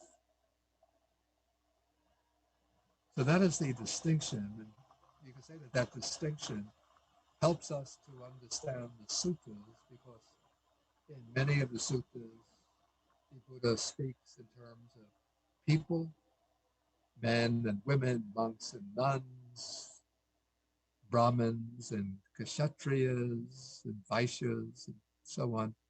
And in other suttas, he speaks just of aggregates, dependent origination, sense bases, elements. So you just can see that in different suttas, the Buddha takes different standpoints according to the purpose of the discourse.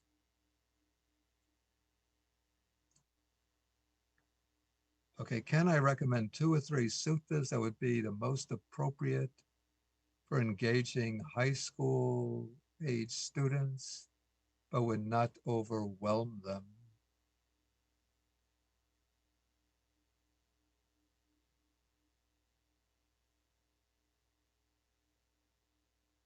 Maybe a good sutta would be the Sigalika Sutta from the Digha Nikaya, which has practical advice that the Buddha gives to a young man. And it speaks about the right kind of friend, the wrong kind of friends, the right kind of friendship. Um, and then it speaks about our different responsibilities in society, responsibilities towards parents, of parents towards children, responsibility of husband to wife, wife to husband, teacher to student, student to teacher, friend to friend, and so on. So I think that would be one good sutta, except it has to be taught. So it has to explain that the Buddha is speaking in many ways. Sometimes he's speaking in terms of the cultural conditions of ancient India. For example, he says that it's one of the duties of the parents to their children to arrange a suitable marriage for them. And like nowadays, young people don't want their parents to arrange a marriage for them, but they want to marry the person that they love. So that's one sutta.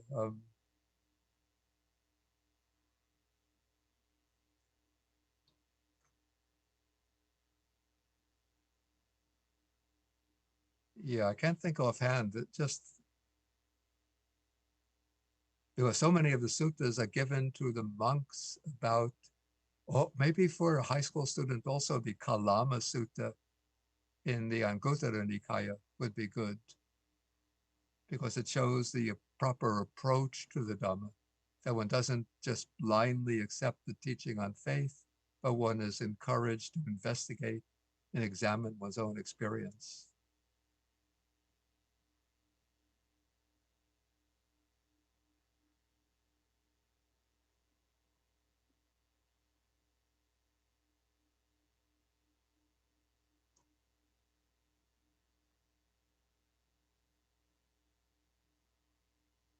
Okay, what is the meaning of sankhara? I have to say that requires almost a lecture in itself because there are different meanings of sankhara. And I have, maybe you could find, I wrote an essay on the different meanings of sankhara, which you might be able to find online. I think it was published in the Lion's Roar, an online Buddhist magazine. I think it was titled Impermanent Are All Sankharas, or Deconstructing the Constructed. Yeah, that was the name of it. So if you search for my name and you look for that title, Deconstructing the Constructed, you could find that article which explains different meanings of the word sankhara. Okay, presently there is much emphasis placed on metta from the Brahma Viharas. Was metta given heavy emphasis by the Buddha? What is the meaning of the others? How does the skilled practitioner go about cultivating each of them? Yeah, too bad. A few weeks ago,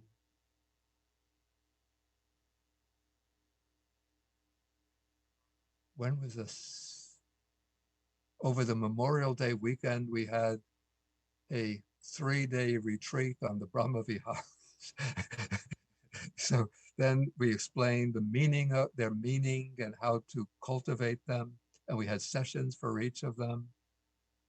Yeah, it's a rather big task to go about explaining just in answering questions about them. This would require, I think you would have to do some research.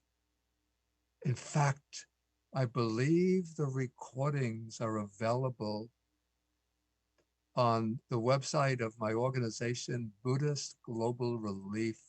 If you search there, there should be the recordings from the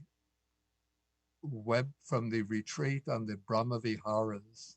See if you could find those recordings. Then you get detailed instructions, guided instructions for each of the 4 Brahma Viharas.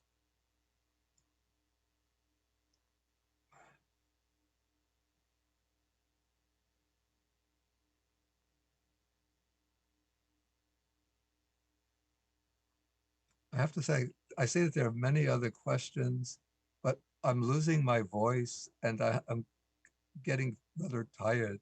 I gave a 2-hour class this morning.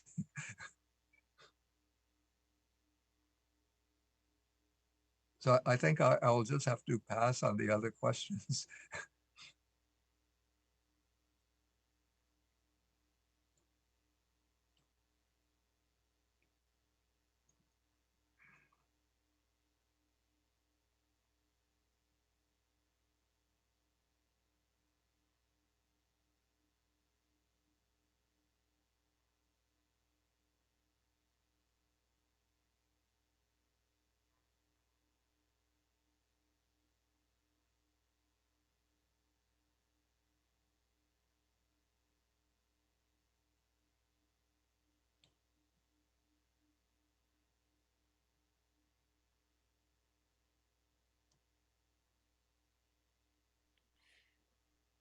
Bhante Bodhi, thank you very much for sharing your teaching today, for answering all of the questions from the various people. It's really a pleasure to have you come and visit. Okay. Thank you so much. Okay, thank you.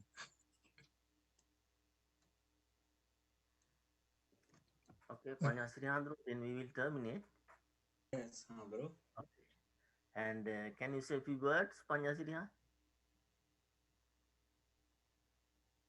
Yes, Hamdrune. I want to thank and bless. So again, once again, I respectfully thank you, Bante Bodhi. So we are very fortunate to have you, Bante, today. So as you know, today is a very special day for us, for the New England community. Having a great discussion with Bante Bodhi. So I want to thank you and sharing your Dhamma knowledge. And it is very, very grateful. And thank you, Bante. Okay, thank you so All the much. And blessings. I wish you all a happy and fruitful Vasa season. Thank you, Bodhi Hamdro. May you be well, happy, and peace.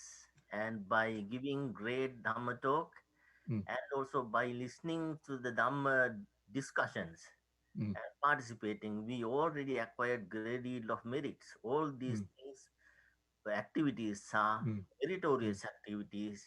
Yeah. We will wish by the power of this merit thus we accrued, may you be well, happy, and peace. May all attain ultimate peace, ultimate bliss of Nibbana. Okay. Sadhu, Just sadhu, okay. sadhu. Just wish me to get my voice back. Exactly, definitely we will. Okay, Yes, Bante. Okay, thank you.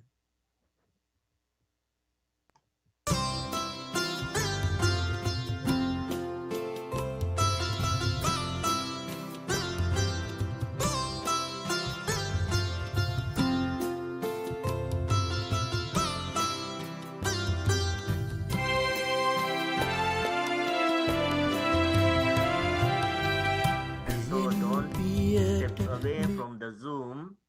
Please stay with Zoom, and within another few seconds, we are going to start the Katina invitation. අපි තව සුළු මොහොතකින් ආරම්භ කරනවා වස් ආරාධනාව. කවුරුත් ඇඳී සිටින්න.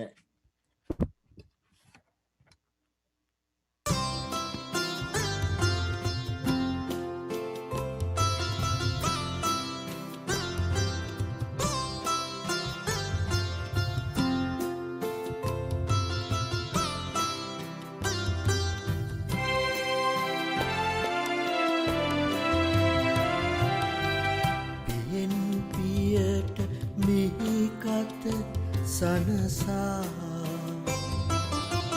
බැලූ බැලූ නෙත් සිත් බඳවා දහම්මාමාවෙන් තිලොවතෙමු බුදු පියාණනි ඔබේ පාද කරනෙමි පිණිපා බුදු පියාණනි ඔබේ පාද කරනෙමි පිණිපා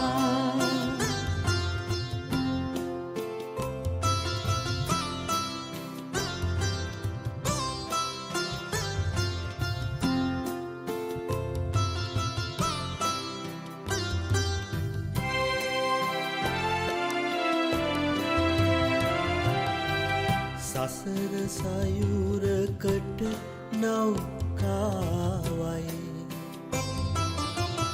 නිමල අමිල මෙත් සිලිලාරයි ලොපේ අනගි ගුණදම් මුහුදයි බුදු පියා මගේ භවයේ අඳුර නැසුමිනි පහනයි බුදු පියා මගේ භවයේ අඳුර නැසුමිනි පහනයි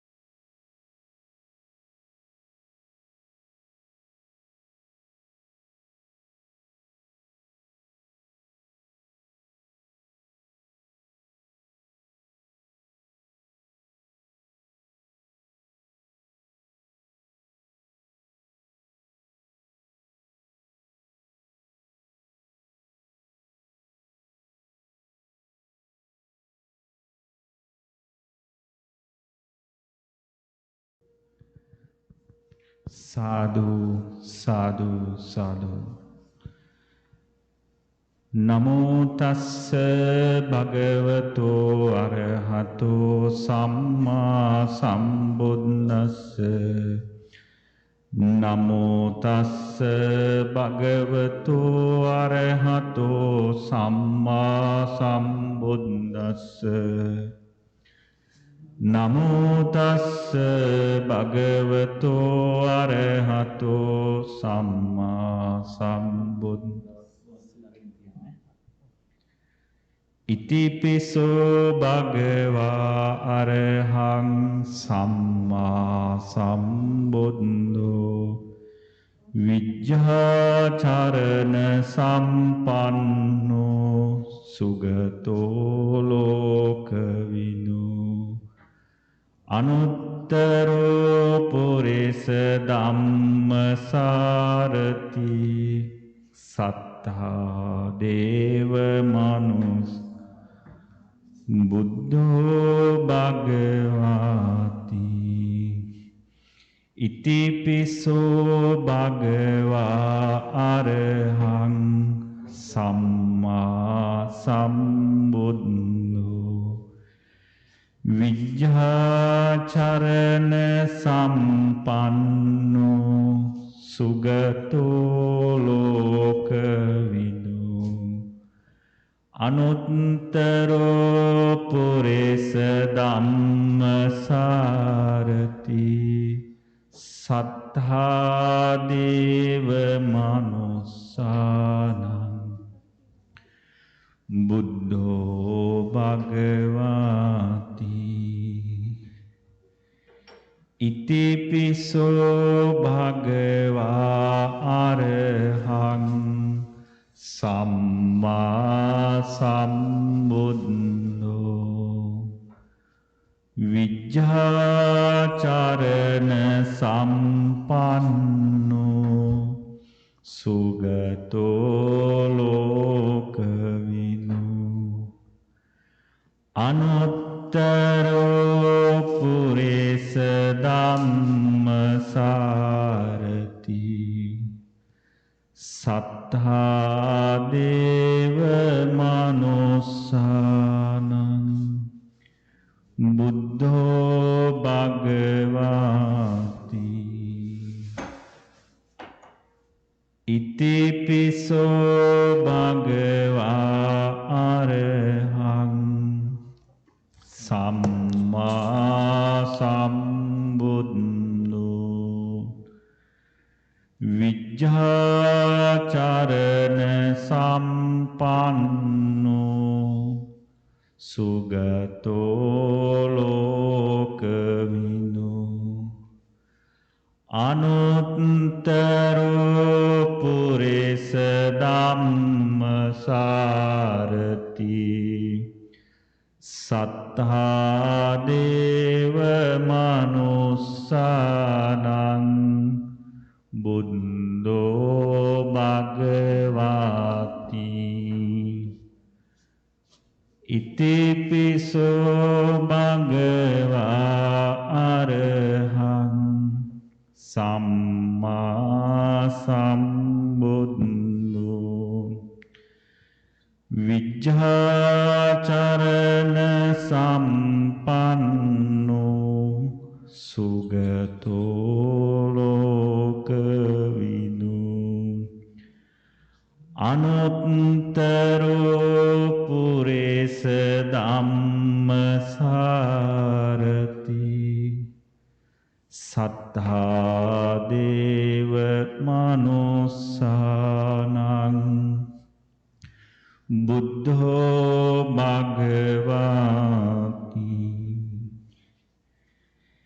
Itipiso Bhagava Arahang Samma Sambuddho Vijjhacharana Sampanno Sugato Lokavino Anuttaro Purisa Dhammasarati Sattha deva manusanang buddho bhagavati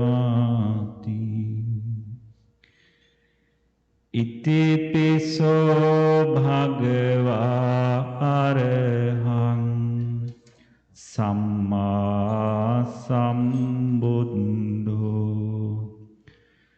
Vijjācarana sampanno sugato lokavidu anuttaro purisa dhammasarati sattha deva manussanang Buddho Bhagavati Sadhu, sadhu, sadhu.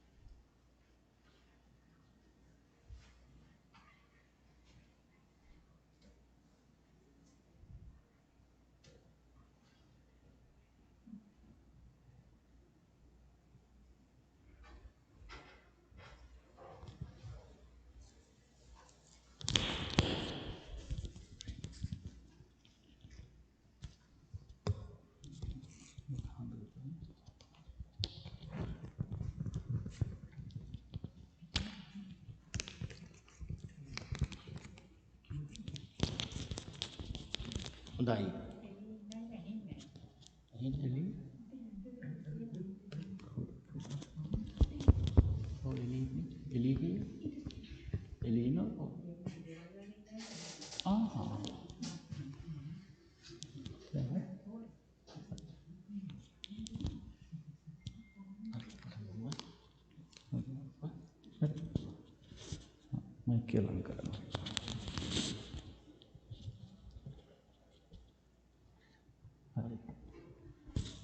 හොඳයි එහෙමනම් සාධනා දෑපත්වලා නමස්කාරය කියන්න.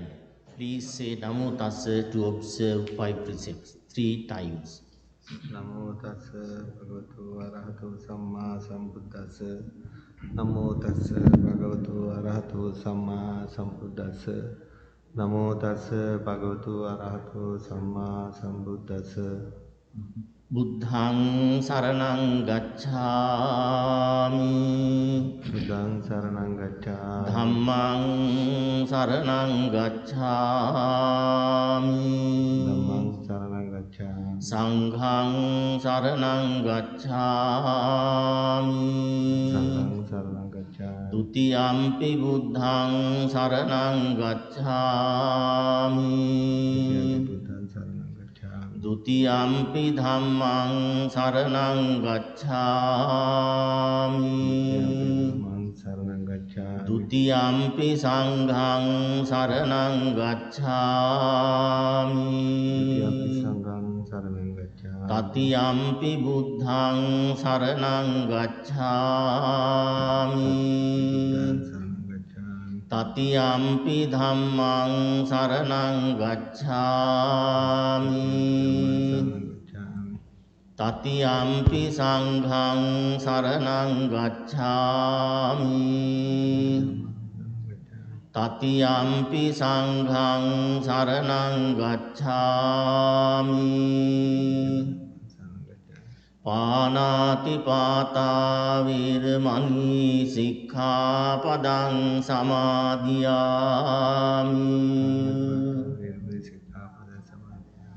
Adinādāna virmani sikkhapadang samadhiyami.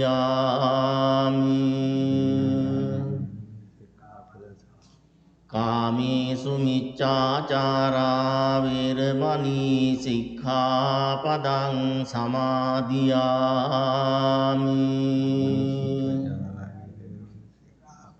Musāvādā virmani sikkhapadang samadhiyami. Suramēraya majjapamādāṭṭhānā virmani sikkhapadang samadhiyami.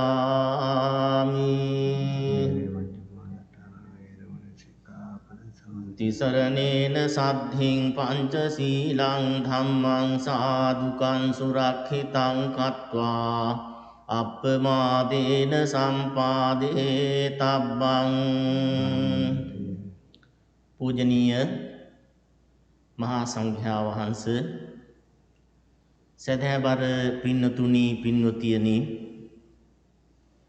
වර්ෂයක වරක් විහාරස්ථානයක සිදු කරනු ලබන ඉතා වැදගත් ශ්‍රේෂ්ඨ පින්කමක ආරම්භක අවස්ථාවයි මේ උදා වෙලා තිබෙන්නේ.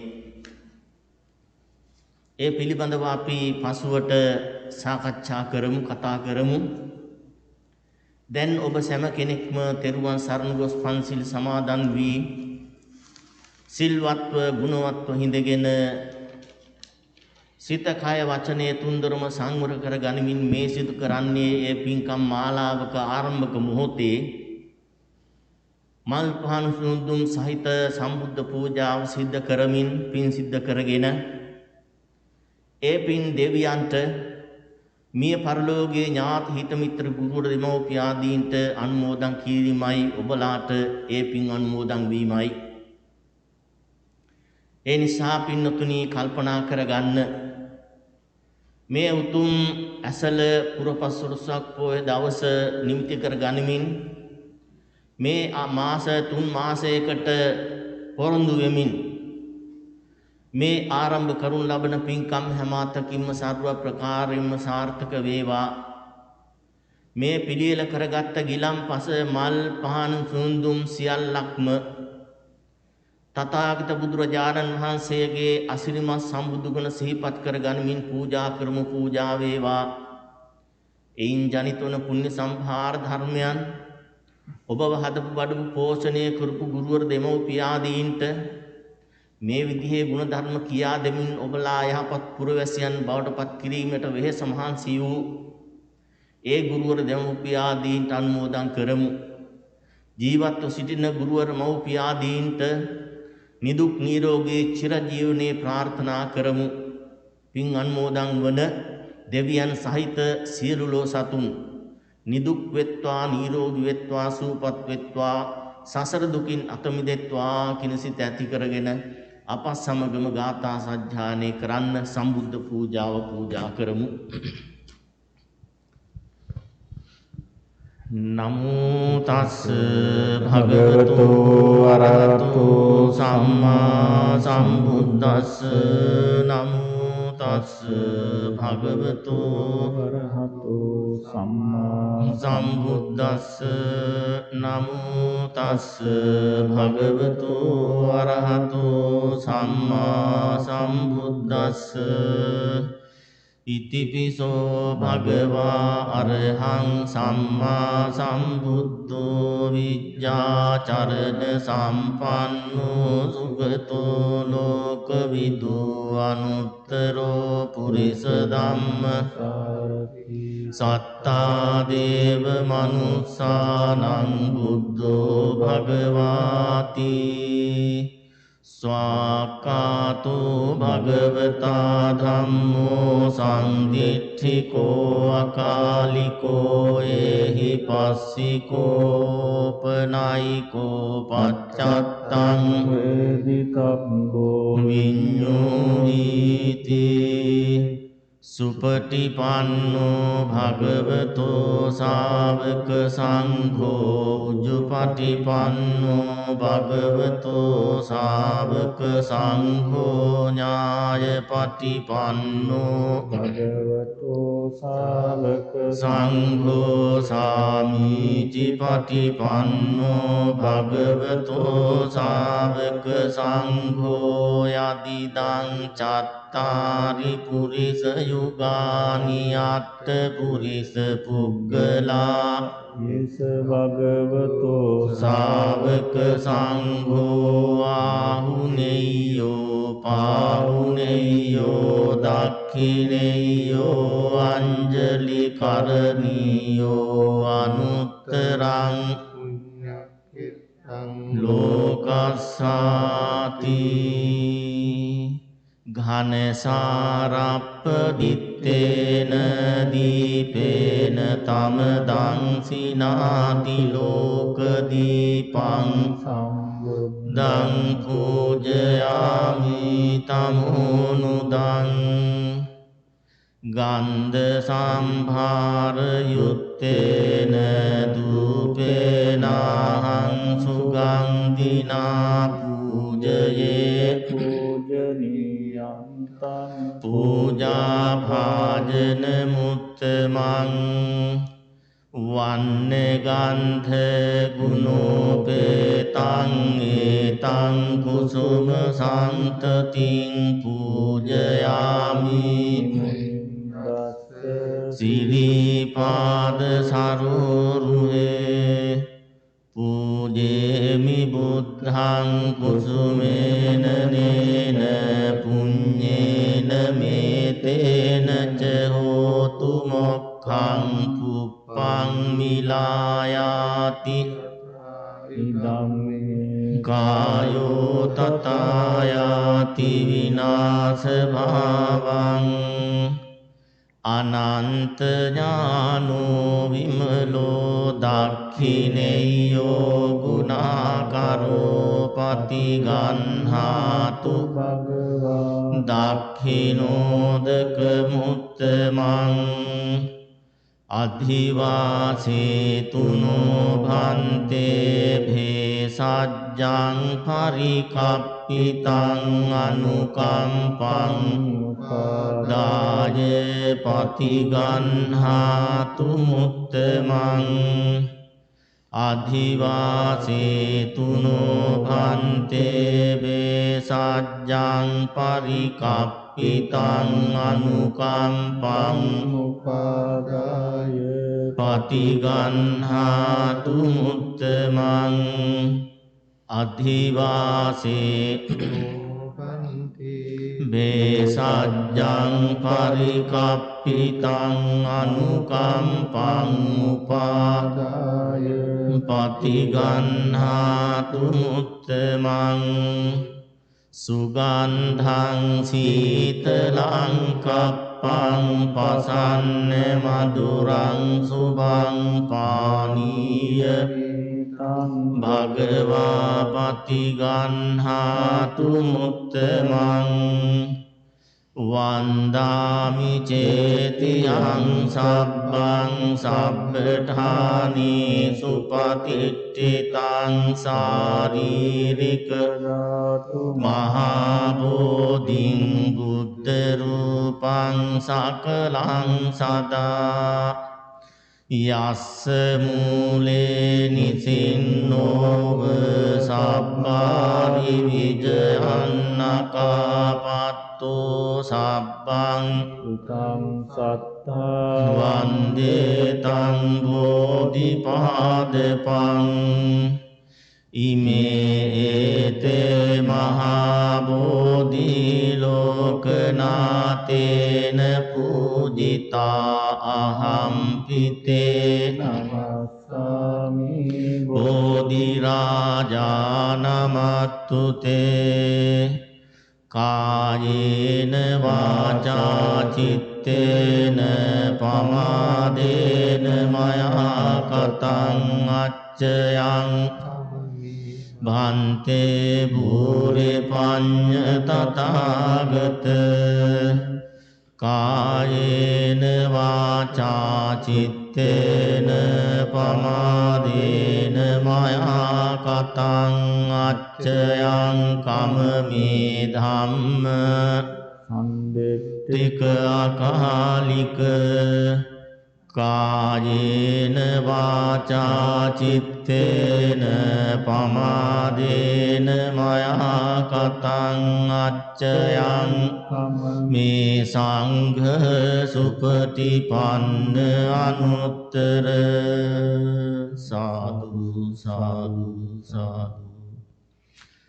ආකාසට්ඨා ච බුම්මට්ඨා දේවානාගා මහිද්దికා පුඤ්ඤන්තං අනුමෝදිත්වා චිරං රක්ඛන්තු ලෝක සාසනං ආකාසට්ඨා ච බුම්මට්ඨා දේවානාගා මහිද්దికා පුඤ්ඤන්තං අනුමෝදිත්වා චිරං රක්ඛන්තු ලෝක සාසනං ආකාසට්ඨා ච බුම්මට්ඨා දේවානාගා මහිද්దికා පුඤ්ඤන්තං අනුමෝදිත්වා චිරං රක්ඛන්තු ලෝක සාසනං ඉදම්මේ ඥාතිනං හෝතු සුඛිතා හොන්තු ඥාතයෝ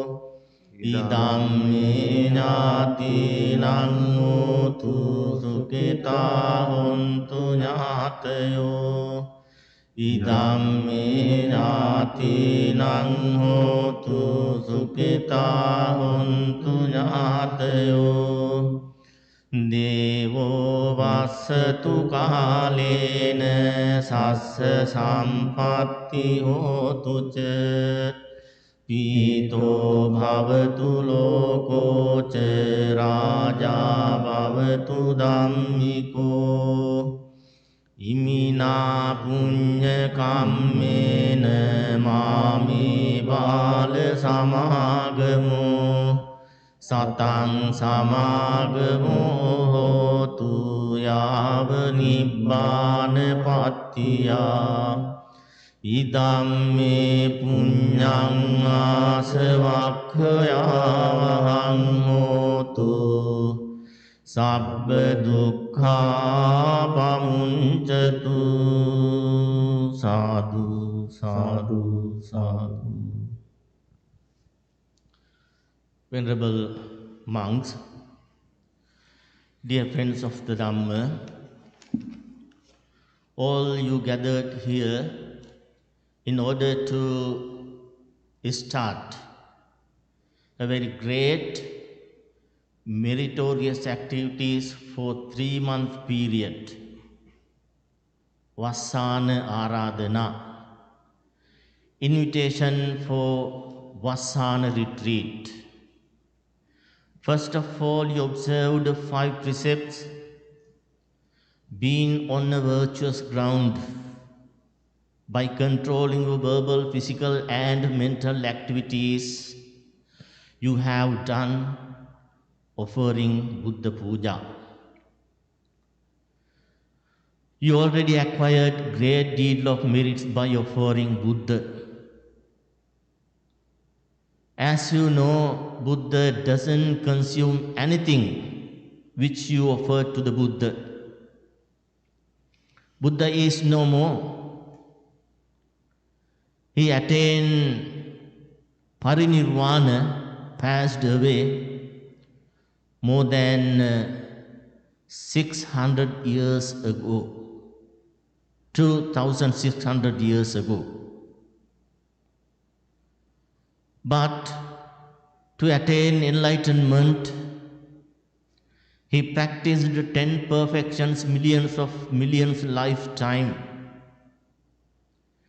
By practicing generosity, morality, truthfulness, renunciation, wisdom, and also meditation, he attained enlightenment.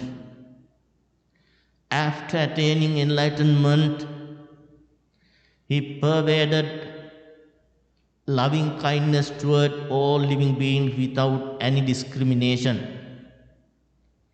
without anything accepting in return. He taught us the Dharma, the real nature of this world, our life. Why we are cycling in this birth cycle, why we fall again and again into this suffering and so forth. Buddha taught us the correct path. What is the way to liberate this birth cycle? We are followers. For gratitude, thus teaching, over the world, even today, people venerate and respect and offer things to the Buddha, recalling Buddha's good virtuosities. By purifying your mind, by recalling Buddha's good virtuosities, when we perform any kind of meritorious deed, we can acquire a great deal of merits.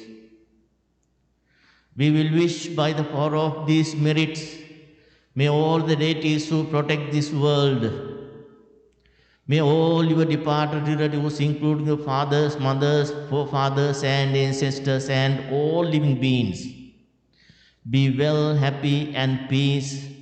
May all living beings attain ultimate bliss of Nibbana.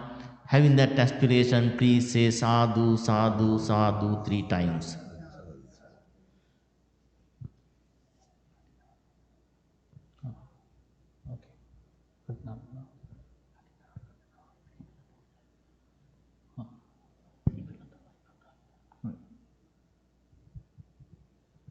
Now, invitation for Vassana retreat, Katina Aradhana.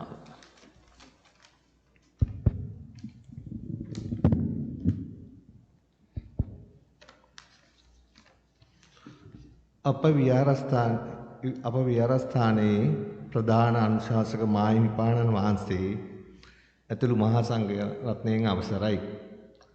ස්වාමින් වහන්සේ සම්බුද්ධ ශාසනයේ සුපේශල ශික්ෂාකාමී මහා සංඝ රත්නය ඔබ වහන්සේලා මේ ඉදිරි වස්සාන කාලයේ අප මෙම විහාරස්ථානයේ පෙරවස් එළඹ වැඩවාසය කරන සේක්වායි වැඳ නමස්කාරයෙන් විහාරස්ථ දායක කාරක සියලු දෙනා වෙනුවෙන් අපි ආරාධනය කර සිටිමු. මෙම වස්සාන 3 මාසය තුල මහා සංඝරත්නයට සිව්පසෙන් උපස්ථාන කරනු පිස අප සියලු දෙනා කැපකරු දායකයන් වශයෙන් පිළිගන්නා සේක්වා. එසේම මෙම කාලය තුල නිති පන්සිල් රකිමින්, පොහොය අටසිල් රකිමින්, බණ භාවනාවේ යෙදෙමින් දෙලව සුභසිසත් ශාන්ත නිවන් සුවය පිණිසත් පිළිවෙත් රැකීමට උත්සාහවන්ත වෙමු. අති පූජනීය මහා සංඝරත්නයේද සීල, සමාධි, ප්‍රඥා ගුණ වඩමින් සුවසේ වාසය කරන සේක්වායි අප සියලු දෙනා ගෞරවයෙන් ප්‍රාර්ථනා කරමු. මිය පරලෝකීය ඥාතීන්ටද ආරක්ෂක දෙවි දේවතා සමූහයටද හිතාහිත මැදිහත් සියලු සත්වයන්ටද ලොවතුරා සුව පිණිස මෙම වස්සාන කාලය උතුම් පිළිවෙත් පිරීම සඳහා අප දෙපාර්ශවයට සියලු පහසු විවරණ සැලසේවායි ප්‍රාර්ථනා කරමු.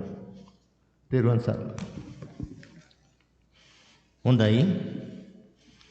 මහා සංඝරත්නය ඒ ආරාධනාව මෙත් සිත් පෙරටු කරගෙන ඔබ සැමට තෙරුවන් සරණ නිදුක් නිරෝගී සුවය ප්‍රාර්ථනා කරමින් උපේක්ෂාවෙන් භාරගත් බව පිළිගත් බව මම ප්‍රකාශ කරනවා. අද මේ වස් කාලයේහි ඊයේ පෙරේදා වැඩම කළා අපේ ඥානජීව හාමුදුරුවෝ. හැබැයි ලබන මාසේ යන්න ටිකට් එක හදාගෙන ඇවිල්ලා තියෙනවා. මං කිව්වා අගෝස්තු 22ද කොහෙද මට මතක හැටියට. මං කිව්වා පාස්පෝර්ට් එකයි ටිකට් එකයි මගේ අත්අඩංගුවට ගන්නවා. මම කියන දාට ආපසු වඩින්න කටයුතු සලස්වන්නම් කියලා. ඉතින් ඒ සඳහා දායක ඔබ සැමගේද අපේක්ෂාවත් බලාපොරොත්තුවත් ප්‍රාර්ථනාවත් එසේම වේවා එසේම ඇති කියලා මම අපේක්ෂා කරනවා. එතකොට ඥානජීව හාමුදුරුවෝ ඒ වගේම පඤ්ඤාසිරි හාමුදුරුවෝ වැඩ ඉන්නවා. මාත් හැකි වෙලාවල් වල මේ ස්ථානයට පැමිණිලා මේ වැඩ කටයුතු වලට සහභාගීත්වය සහයෝගීත්වය දක්වනවා. හොඳයි. එහෙමනම් අපි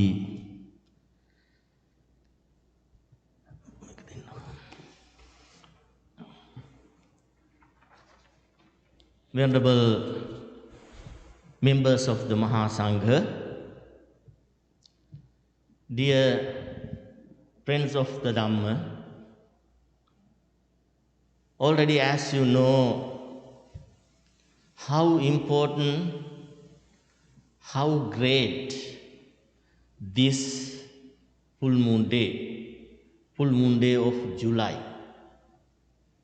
we called according to Eastern calendar Asala,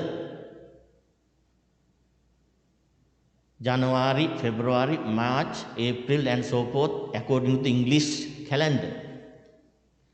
According to Eastern calendar, Durutu, Nawam, Medin, Bak, Vesak, Poson, Asala and so forth. So this is month of Asala. You know, before we start this invitation, you have heard a special Dhamma talk given by Bhikkhu Bodhi Hamdru. He mentioned why this Asala Pohoya is important. Because of the first Dhamma sermon Buddha delivered in front of 5 ascetics the month of full moon day of month July.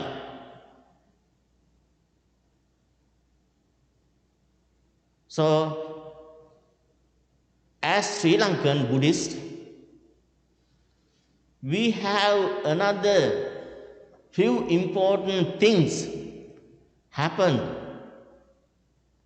took place this full moon day.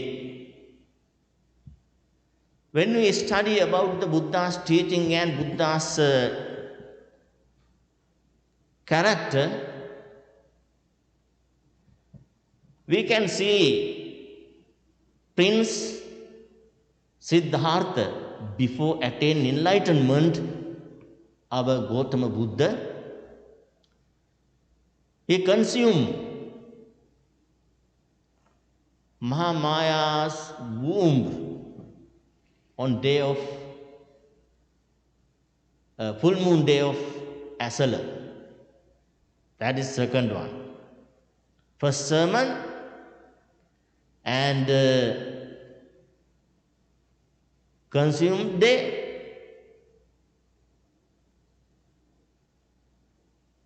and conceive and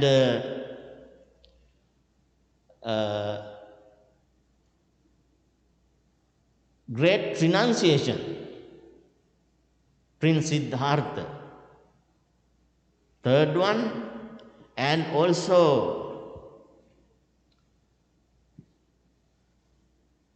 baby Rahula was born same day and same full moon day, and also the first Dhamma discussion or Dhamma summit after Buddha's parinirvana.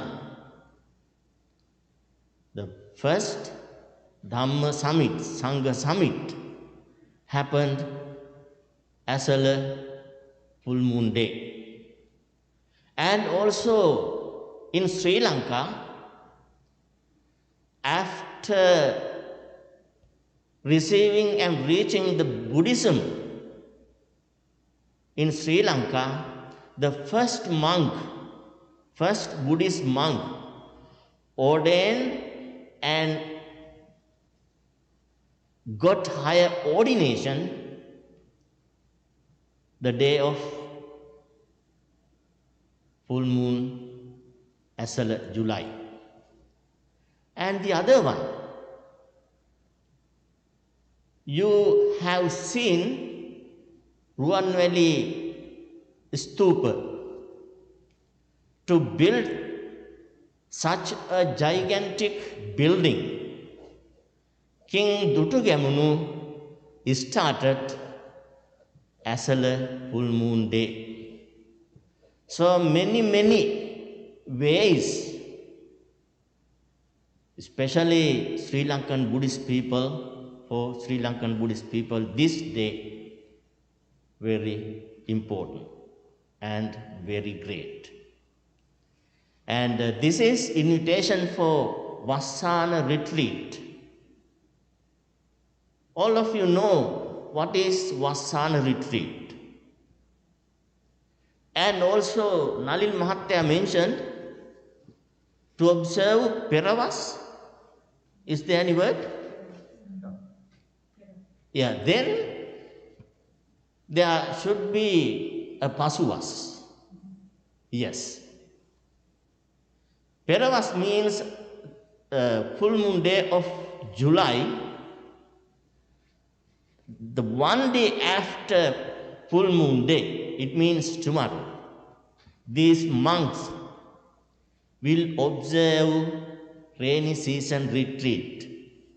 We call Peravas.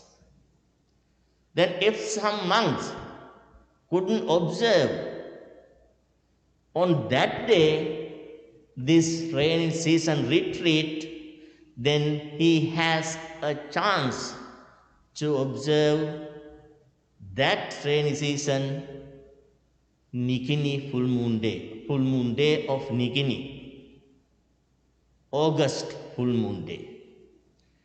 We called Pasuvas. There is a big difference. The monk who accepting invitation observed Vassana retreat, and also he completed for 3-month period. He is suitable. He deserves to accept Katina robes. But if some monks observe Pasuvas, then he cannot accept Katina robe, just robe. So many ways this rainy season will be very great and also wonderful and also beautiful. You invite to these monks, observe rainy retreat, and you have a chance to develop your meditation, and also spiritual part. Meditation, learning Dhamma, and so forth. And meanwhile, please teach us the Dhamma. And we are also going, you promise, to observe 5 precepts, protect the 5 precepts, practice meditation, and listen to the Dhamma discussion and so forth. So both monks and lay people promise to develop their spiritual side inner parts. That is very important. So these monks need to stay domiciled here in one place for 3-month period.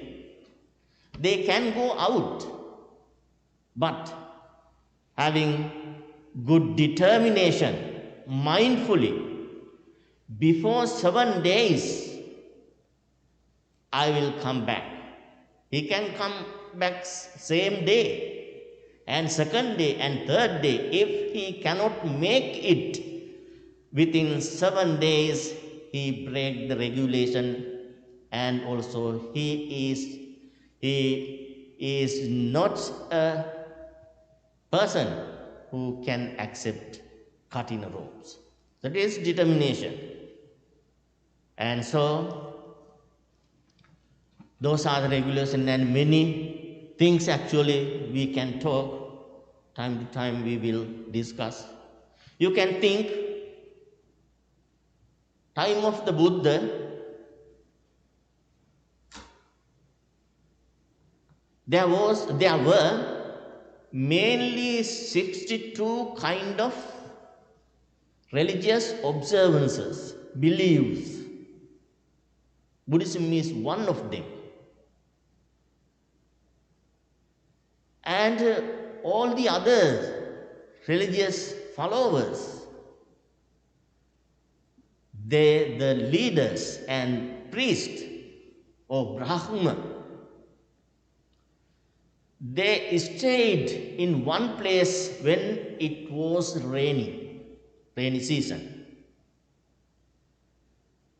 They didn't go out, but Buddhist monks, they traveled place to place by teaching the Dharma and also by accepting daily needy things, food and other things.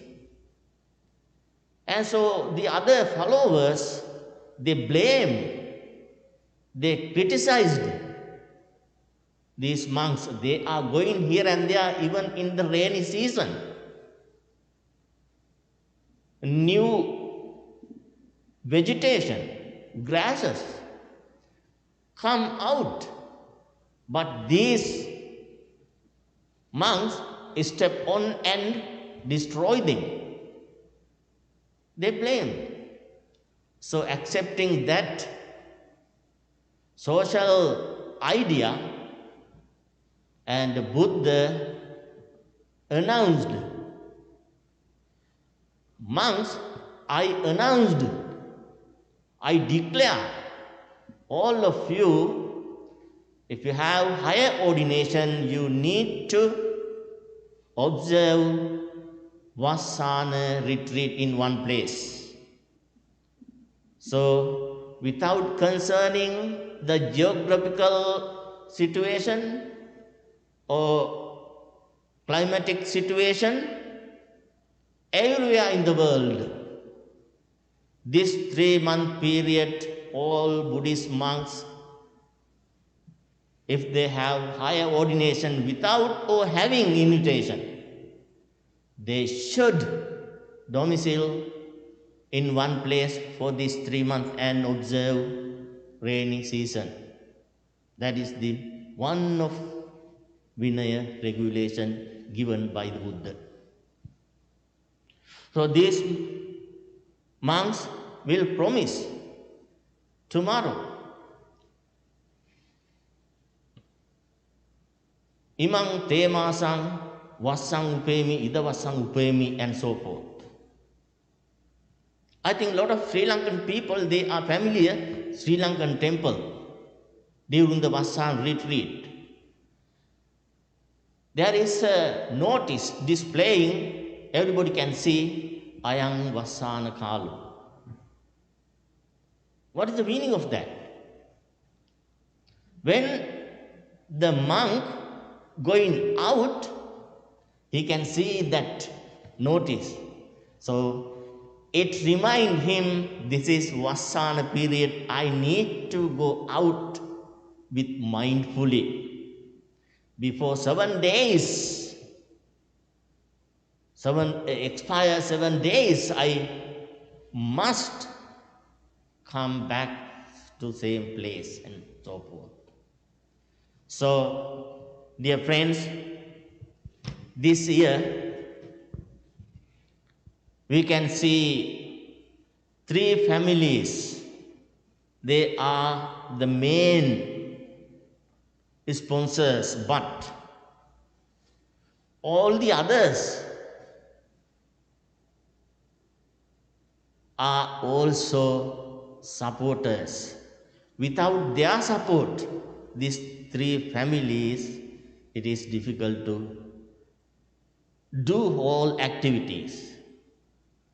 Saman Mahatma Pranita Nona, Amarasingh Evagem Puta, Seth, and also Nalin Mahatma Ashini Nona, Ravi and Savi.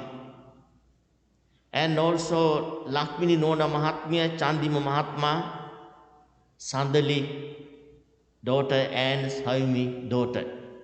Those are the 3 families. Here then again, Saman and Pranita Amar Singh and also Seth, son, Nalin and Ashini Hetty Arachi, and also Ravi and Savi, their 2 daughters, Lakmini and Chandima Prematilaka, and Sandali and Saimi, their 2 daughters, and with the help of all the other members of this temple, they are also participating and supporting.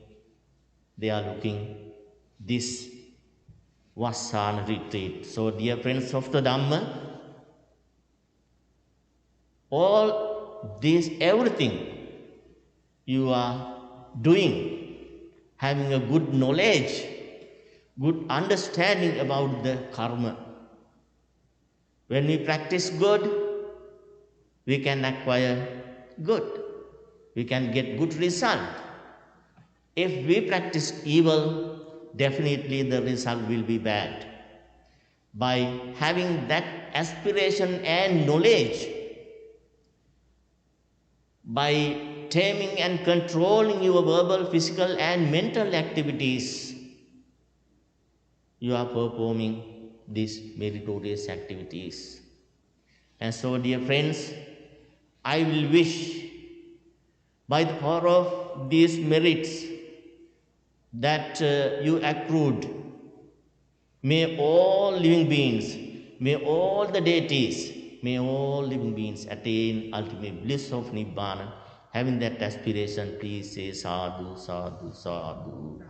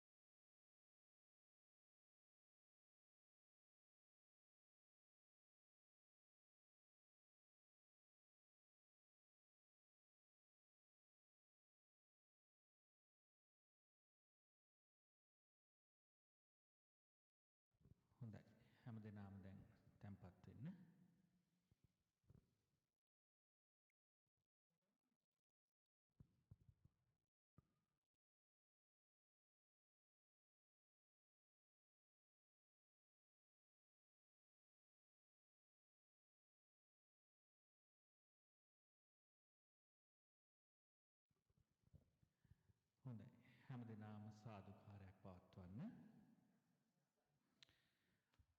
පූජනීය අවසරයි අපේ ධම්මජෝති හාමුදුරන් වහන්සේගෙන් අවසරයි. ඥානජීව හාමුදුරන් වහන්සේගෙන් අවසරයි. ශ්‍රද්ධාවන්ත වාසනාවන්ත පින්වත්නි, 2021 අවුරුද්දේ අපේ පන්සලේ සිදු කෙරෙන වස් කාලය තුල ඒ වස් ආරාධනා විශේෂ පින්කමේ ආරම්භක අවස්ථාවටයි පින්වත් හැමදෙනාම සම්බන්ධ වෙලා සිටින්නේ. අද පන්සලට මේ තියෙන වාතාවරණයත් එක්ක එකතු වෙන්නට පුළුවන් සීමාවත් අපි සහභාගී කරගෙන තමන්ගේ ගෙදර නිවසේ ඉඳගෙන මේ උතුම් පූජාවට පින්කමට බොහෝ දෙනෙක් සම්බන්ධ වෙනවා. 2021 අවුරුද්දේ වස් කාලය වස් ආරාධනාව අද දවසේ අපේ ධම්මජෝති හාමුදුරුවෝ සිහිපත් කළ පරිදි ඇසළ පෝය දවසින් ආරම්භ වෙනවා. ඉතින් අද ප්‍රධාන දායකත්වයේ දරන පවුල් 3ක් ඉන්නවා. සමන් අමරසිංහ මහත්මයා, ප්‍රනීතා නෝනා මහත්මිය, ඒ වගේම සමන් මහත්තයාගේ මෑණියන්, ප්‍රනීත නෝනගේ මෑණියන්, ඒ පුතා සෙත්, ඒ වගේම නලින් මහත්මයා, ආශිනි හෙට්ටිආරච්චි නෝනා මහත්මිය, දූල දෙන්න රවි සහ සවි. ඒ වගේම චන්දිම මහත්මයාත් ලක්මිනී ප්‍රේමතිලක නෝනා මහත්මියත්, දූල දෙන්න සඳලි සහ සයුනි. මේ පවුල් තුන මේ අවුරුද්ද විශේෂ ප්‍රධාන දායකත්වය අරගෙන අපේ පන්සලේ සියලුම දායක පිරිස එකතු කරගෙන මේ අවුරුද්දේ අපි කඩින චීවර පූජාව එහෙම නැත්නම් මේ වස් කාලය වස් ආරාධනාව සිද්ධ කරන්නට යෙදුණි.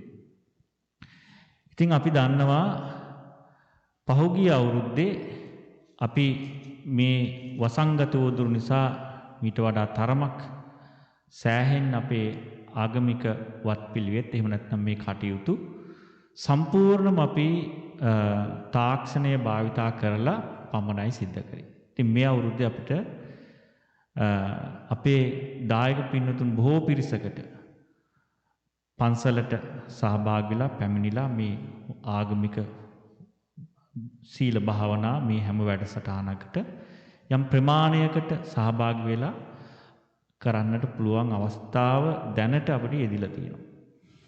ඉතින් අපි මතක් කරන්නට ඕන විශේෂයෙන්ම වස් කාලය අපිට අපේ ආධ්‍යාත්මික ජීවිතයේ විශේෂ පරිවර්තනයක් කරගන්නට පුළුවන් මාස 3ක් සම්බුද්ධ ශාසනය අපිට උගන්වනවා. ඒක භික්ෂුන් වහන්සේලාටත් එහෙමයි. ඒ වගේම තමයි දායක පිරිසටත් එහෙමයි. ඉතින් අපි දන්නවා බුදුරජාණන් වහන්සේ මේ ලෝකයක් වෙනස් කරා බුදුරජාණන් වහන්සේගේ සදහම් පණිවිඩය තුලින්.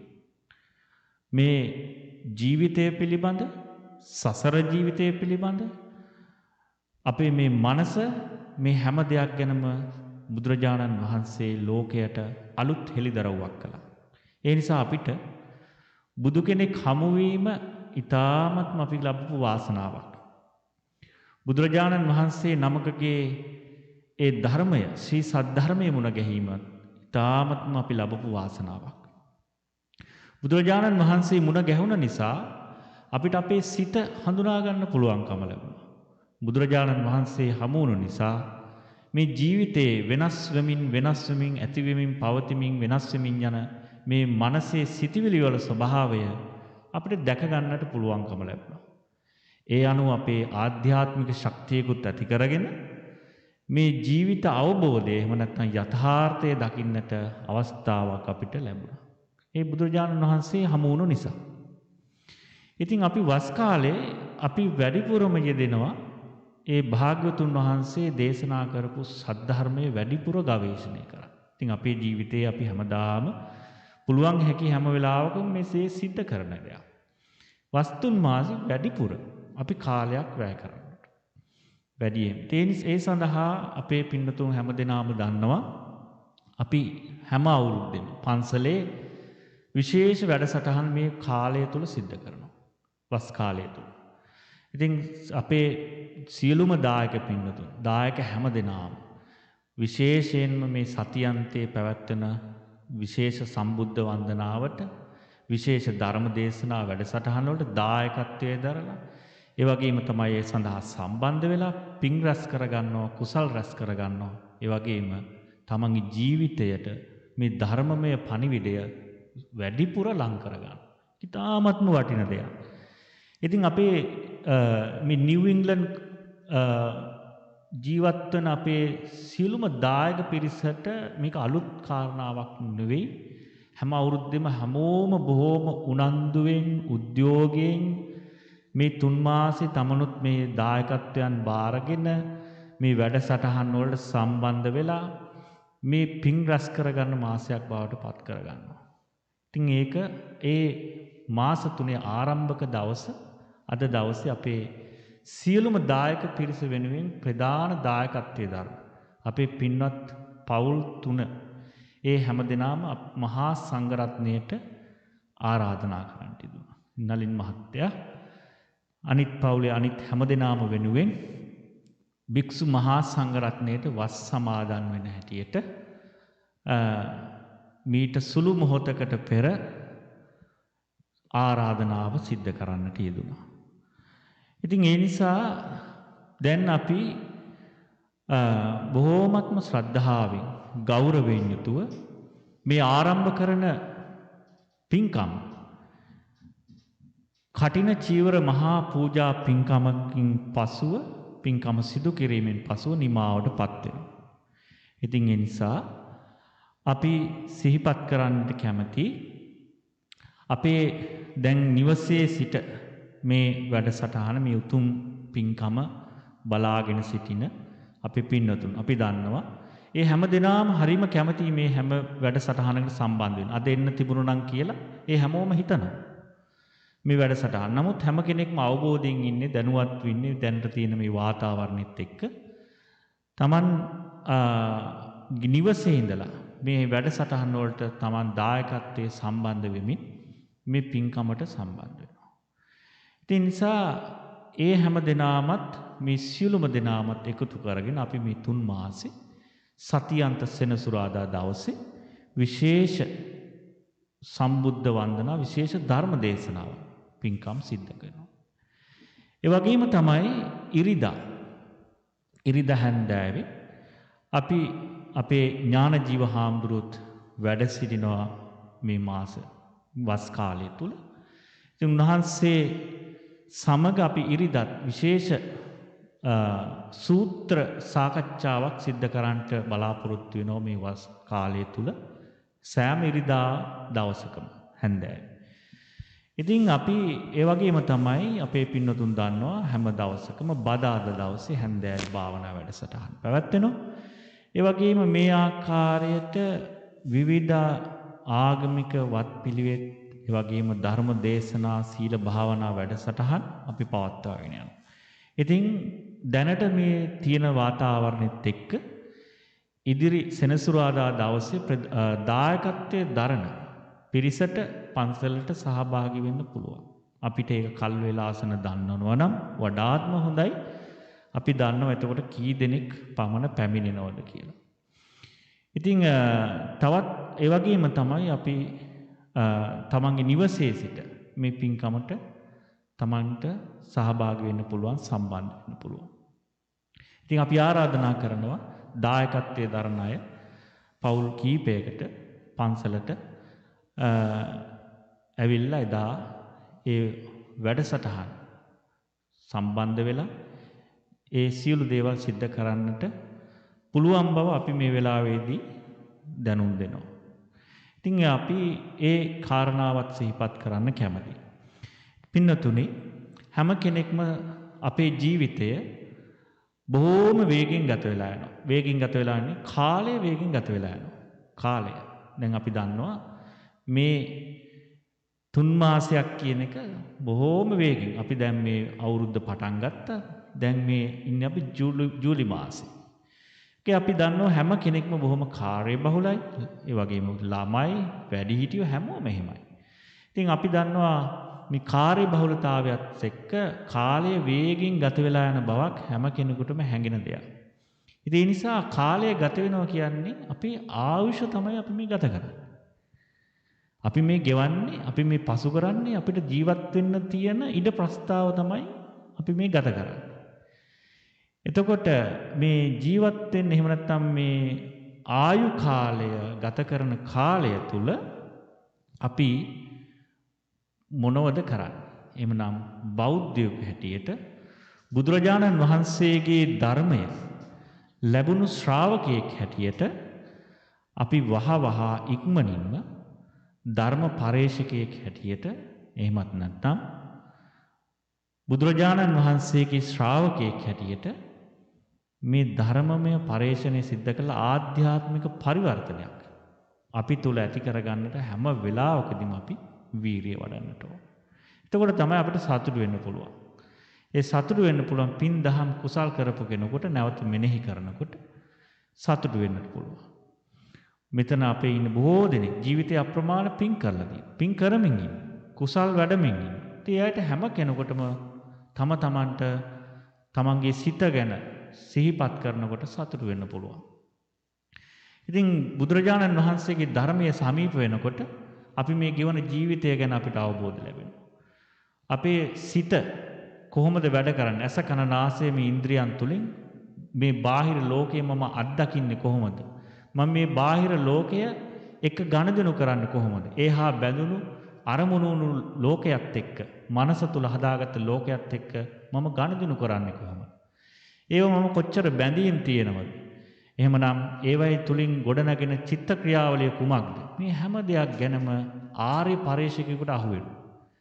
ඒ හමුවීම තුලින් තමයි එහෙම නැත්නම් දැකීම තුලින් තමයි මිදීමකට එහෙම නැත්නම් ඒ නිදහස් වෙන්න පුළුවන් වෙන්නේ. එහෙම නැති වුණොත් හිරකාරයෙක් වෙනවා. සිතවිලි අතර හිරකාරයෙක් වෙනවා. සිතවිලි අතර අතරමං වෙනවා. දන්නේ නැහැ. ඒ නිසා ඒ හිරගය බින්ද බුදුරජාණන් වහන්සේ. බුදුරජාණන් වහන්සේ සම්බුදු නුවණ පහළ වෙලා ලෝකයට ප්‍රතිඥා දුන්නා. අනේක ජාති සංසාරං සන්දාදිසං අනිච්චං. මම මේ ගේ හදන වඩුව එහෙම නැත්නම් මේ සසර සකස් කරන සිත මම නතර කළා කියලා බුදුරජාණන් වහන්සේ ලෝකයට එළිදරව් කරා. ඉතින් අපි ඒ බුදුරජාණන් වහන්සේ නමක් අපිට මුණ ගැහුණා. අපේ මේ ලෝකෙට අපි බිහුණාට පස්සේ අපේ මව්දෙමව්පියන් ඒ ගමන් මඟ අපිට කියලා දුන්නා. බුදුරජාණන් වහන්සේ ගැන කියලා දුන්නා. මල් පූජා කරන හැටි භික්ෂුන් වහන්සේලා මේ හැම පරිසරයක්ම අම්මා තාත්තා පුංචි කාලෙම කියලා දෙනවා. ලොකු මහත් වෙලා වැඩිහිටියෙක් බවට පත් වෙන්න අපි මේ ලෝකයේ අත්දකින්න මේ ලෝකයේ අත්දකින්න ප්‍රමාණය සමහරලාට විශාල වෙන්න පුළුවන්.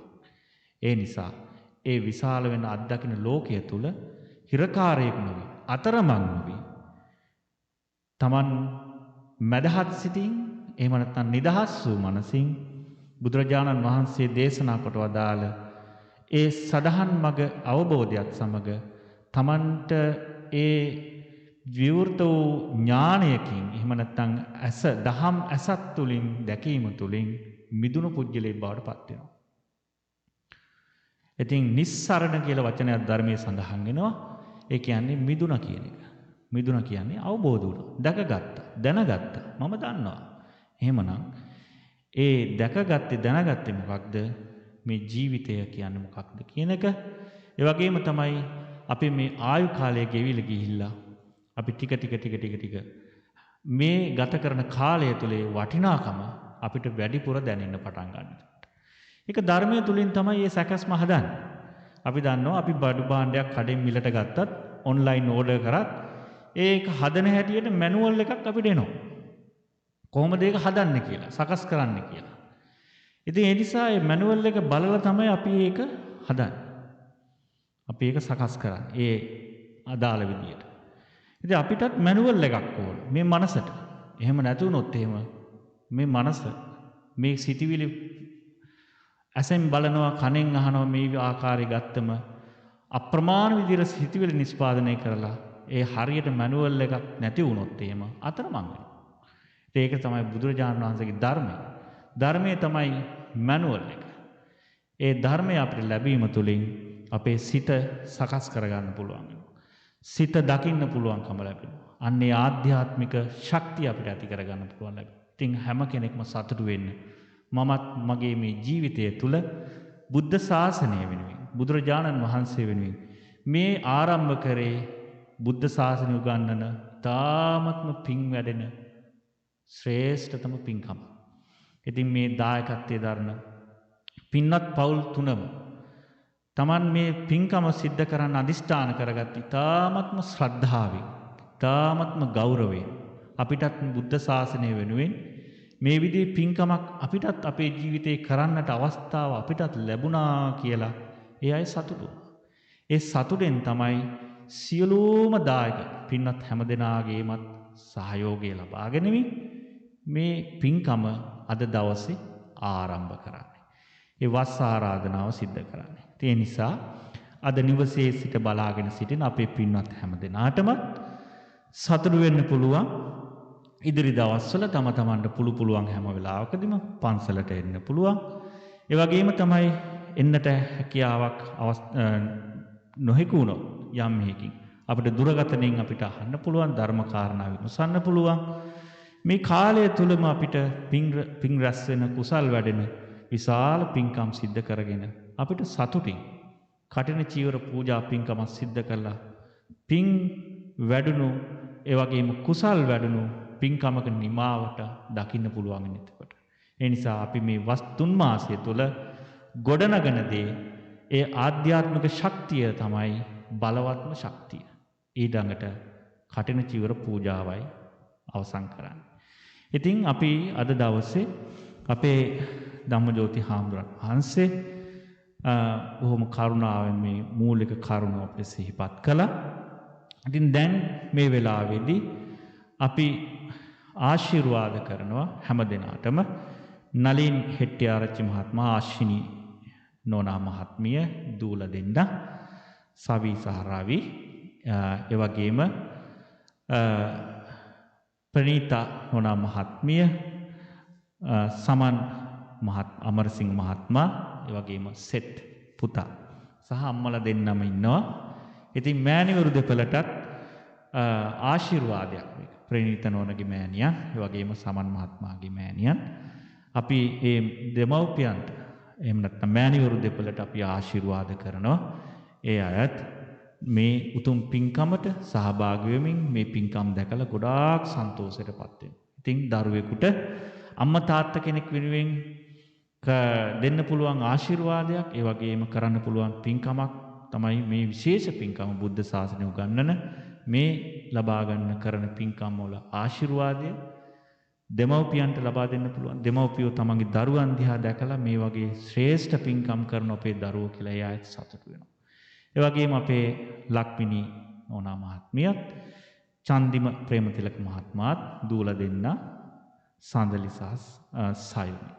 ඉතින් ඒ පවුලේ හැම දෙනාමත් බොහෝම ශ්‍රද්ධාවෙන් ගෞරවයෙන් මේ සියලුම කටයුතු සඳහා හැම කෙනෙක්ම කැප වෙලා අපි මේ වස්තුන් මාසය තුල අද මේ ආරම්භ කරපු වස් ආරාධනාවත් සමග මේ කටයුතු අපි ඉදිරියට සිද්ධ කරන්න බලාපොරොත්තු වෙනවා. අපේ පින්වත් දායක හැමදෙනාම දැන් බලාගෙන සිටිනවා මේ වැඩසටහන සම්බන්ධ වෙලා සිටිනවා සිතින් සම්බන්ධ වෙලා සිටිනවා. ඒ හැමදෙනාමත් අපි වරින් වර නිතර මුණ ගැහිලා මේ කටයුතු ගැන සාකච්ඡා කරලා කතා කරමින් අපි මේ ඉදිරි වැඩසටහන් වලට සම්බන්ධ වෙමින් පිං රැස් කරගෙන බුදුරජාණන් වහන්සේගේ මේ බුද්ධ ශාසනය ගෞතම බුද්ධ ශාසනය තුල ආධ්‍යාත්මිකත්වයෙන් වර්ධනය වුණු ඒ වගේම ධර්මයෙන් දැනුමින් අවබෝධ වුණු ශ්‍රාවකයෙක් බවට පත්වන්නට මේ 3 මාසය ගත කරන්නට එහෙම නැත්නම් මේ කාලය අපි වැඩිපුර අපේ කාලය යොදවන්නට අපි හැම කෙනෙක්ම අදිෂ්ඨාන ඇති කරගන්නමු කියන කාරුණික සිහිපත් කිරීමත් අපි මතක් කරමින් දැන් අපි ඊළඟට සෙත් පිරිත් සජ්ජායනා කළ හැම කෙනෙකුටම ආශිර්වාද කරන්න බලාපොරොත්තු වෙනවා. පිරිත් ධර්මයේ අනුභවයෙන් ප්‍රධාන දායකත්වයේ දරන පින්වත් පවුල් තුනේ හැම දිනාටම දරුවන් වැඩිහිටි හැම දිනාටම ඒ වගේම අපේ බොස්ටන් ඒ වගේම නිව් ඉංග්ලන්ඩ් වල ජීවත් වෙන සියලුම දෙනාටම අපේ ආශිර්වාද ප්‍රාර්ථනා කරනවා. ලංකාවේ ඉන්න මව්පියන් ඒ වගේම පවුල් වලට සම්බන්ධ හැම දෙනාටම ආශිර්වාද ප්‍රාර්ථනා කරනවා. මේ වසංගත උවදුරු ඉක්මනින්ම දුරු වෙලා ඒ වසංගත උවදුරු නිසා යම් කිසි කෙනෙක් පීඩාවට පත් වෙලා ඉන්නවා නම් ඒ අයටත් ආශිර්වාද ලැබිලා නිරෝගී සුවය ලැබිලා මේ අපි කරන උතුම් වූ පින්කම් තුලින් ලෝකයට නිරෝගී සුවය එහෙම නැත්නම් ආශිර්වාදය ලබන්නටත් මේ පින්කම් වල ශත ශාන්තිය ලැබේවා කියලා අපි ප්‍රාර්ථනා කරනවා. මේ උතුම් පිරිත් ධර්මයේ අනුභවයෙන් හැම දිනාටම සියලු යහපත ආශිර්වාදය ලැබේවා කියලා අපි ප්‍රාර්ථනා අධිෂ්ඨාන කරනවා. Dear friends of the Dhamma, now we monks going to chanting Paritta Desana, the discourses delivered by the Buddha. May you receive these great blessings. May you be well, happy and peaceful. May no harm come to you. May no difficulties come to you. May your family members and your friends, relatives, may all be well, happy and peaceful. Having this compassionate thought, please join for the recitation. Sadhu, sadhu, sadhu. නමෝ තස් භගවතු අරහතෝ සම්මා සම්බුද්දස්ස අරහතෝ සම්මා සම්බුද්දස්ස නමෝ තස් භගවතු අරහතෝ සම්මා සම්බුද්දස්ස ඉතිපිසෝ භගවා අරහං සම්මා සම්බුද්ධෝ විජ්ජාචරණ සම්පන්නෝ සුගතෝ ලෝකවිදු අනුත්තරෝ පුරිස ධම්ම සාරති සත්තා දේව මනුස්සානම් බුද්ධෝ භගවාති ස්වාක්කාතෝ භගවතා ධම්මෝ සංදිට්ඨිකෝ අකාලිකෝ එහි පස්සිකෝපනයිකෝ පච්චත්තං වේදිතබ්බෝ විඤ්ඤෝයේති සුපටිපන්නෝ භගවතෝ ශාවක සංඝෝ උජුපටිපන්නෝ භගවතෝ ශාවක සංඝෝ ඥාය පටිපන්නෝ භගවතෝ ශාවක සංඝෝ සාමීචි පටිපන්නෝ භගවතෝ ශාවක සංඝෝ යදිදං චත්තාරි පුරිස යුගානි යක්ක පුරිස පුග්ගලා ඒස භගවතෝ ශාවක සංඝෝ ආහුනේයෝ පාහුනේයෝ දක්ඛිනේයෝ අංජලි කරණීයෝ අනුත්තරම් පුඤ්ඤක්ඛෙත්තං ලෝකස්සාති යේතේන සච්ච වජ්ජේන පාතු ත්වං රතනත්තයං යේතේන සච්ච වජ්ජේන පාතු ත්වං රතනත්තයං යේතේන සච්ච වජ්ජේන පාතු ත්වං රතනත්තයං ඒවං මේ සුතං ඒකං සමයං භගවා සාවත්තියං විහෙරති 제තවනේ අනාථ පින්ඩිකස්ස ආරාමේ අතකෝ අඤ්ඤතරා දේවතා බික්ඛන්තාය රත්තියා බික්ඛන්ත වන්නා කේවල කප්පං 제තවනං ඕපාදෙත්වා යේන භගවා කමි උපසංකමිත්වා භගවන්තං අභිවාදෙත්වා ඒකමන්තං අට්ඨාසී ඒකමන්තං ඨිතාකෝසා දේවතා භගවන්තං ගාතාය නජ්ජභාජී වූ දේවා මනුස්සාච මංගලානි අචින්තයුං ආකංකමානා සොත්තානම් බ්‍රූහි මංගල මුත්තමං අසේව සේවනාච බාලානං පණ්ඩිතානං ච දේවනා පූජාච පූජනීයානං ඒතම් මංගල උත්තමං දේශවාසෝච පුබ්බේච කත පුඤ්ඤතාත් සම්මා පනිදිච ඒතම් මංගල මුත්තමං බාහු සච්ඡංච තිප්පංච විනයෝච සුභාදිතාච ආවාචා ඒතම් මංගල මුත්තමං මාතා පිතු පට්ඨානං බුද්ධ දාරස්ස සංඝෝ අනාකුලාච ඒතම් මංගල මුත්තමං දානං ච ධම්මචර්යාච ඥාතකානං ච සංඝෝ අනවජ්ජානි කම්මානි ඒතං මංගල මුත්තමං ආරති විරති පාපා මජ්ජපානාච සංයමෝ අප්පමාදෝච ධම්මේසු මංගල මුත්තමං ගාරවෝච නිවාතෝච සන්තොට්ඨේච කතඤ්ඤුතා කාලේන ධම්ම ශ්‍රවණං ඒතම් මුත්තමං කන්තේච රෝප චත්තතා සමනානං ච දස්සනං කාලේන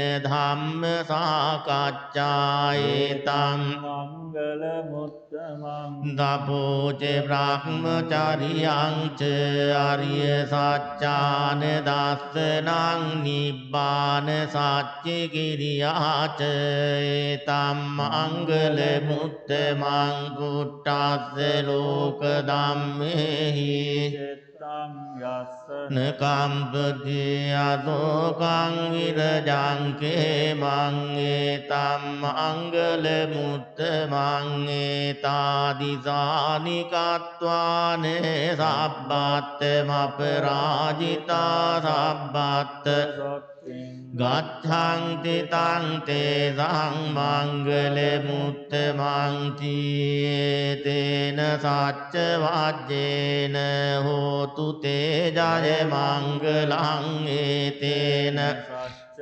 වජ්ජේන හෝතු තේ ජය මංගලං ඒතේන සච්ච වජ්ජේන හෝතු තේ ජය මංගලං යානීද භූතානි සමාගතානි බුම්මානි වායා සබ්බේව භූතා සුමනා භවන්තු අතෝපි සක්කච්ච සුනන්තු වාසිතං තස්මායි භූතානි සාමේත සබ්බේ මෙත්තං නුසියා පජාය දිවාච රත්තෝච හරංති බලින් තස්මාහිනේ රක්කත අප්පමත්තායං කිංච මෙත්තං ඉදවා උරං වාසග්ගේ සුවායං රතනං පනිතං නනෝදමං අත්ති තථාගතේන ඉදම්පි බුද්දේ රතනං පනිතං ඒතේන සච්චේන දුවත්ති යෝතු කයං විරාගං අමතං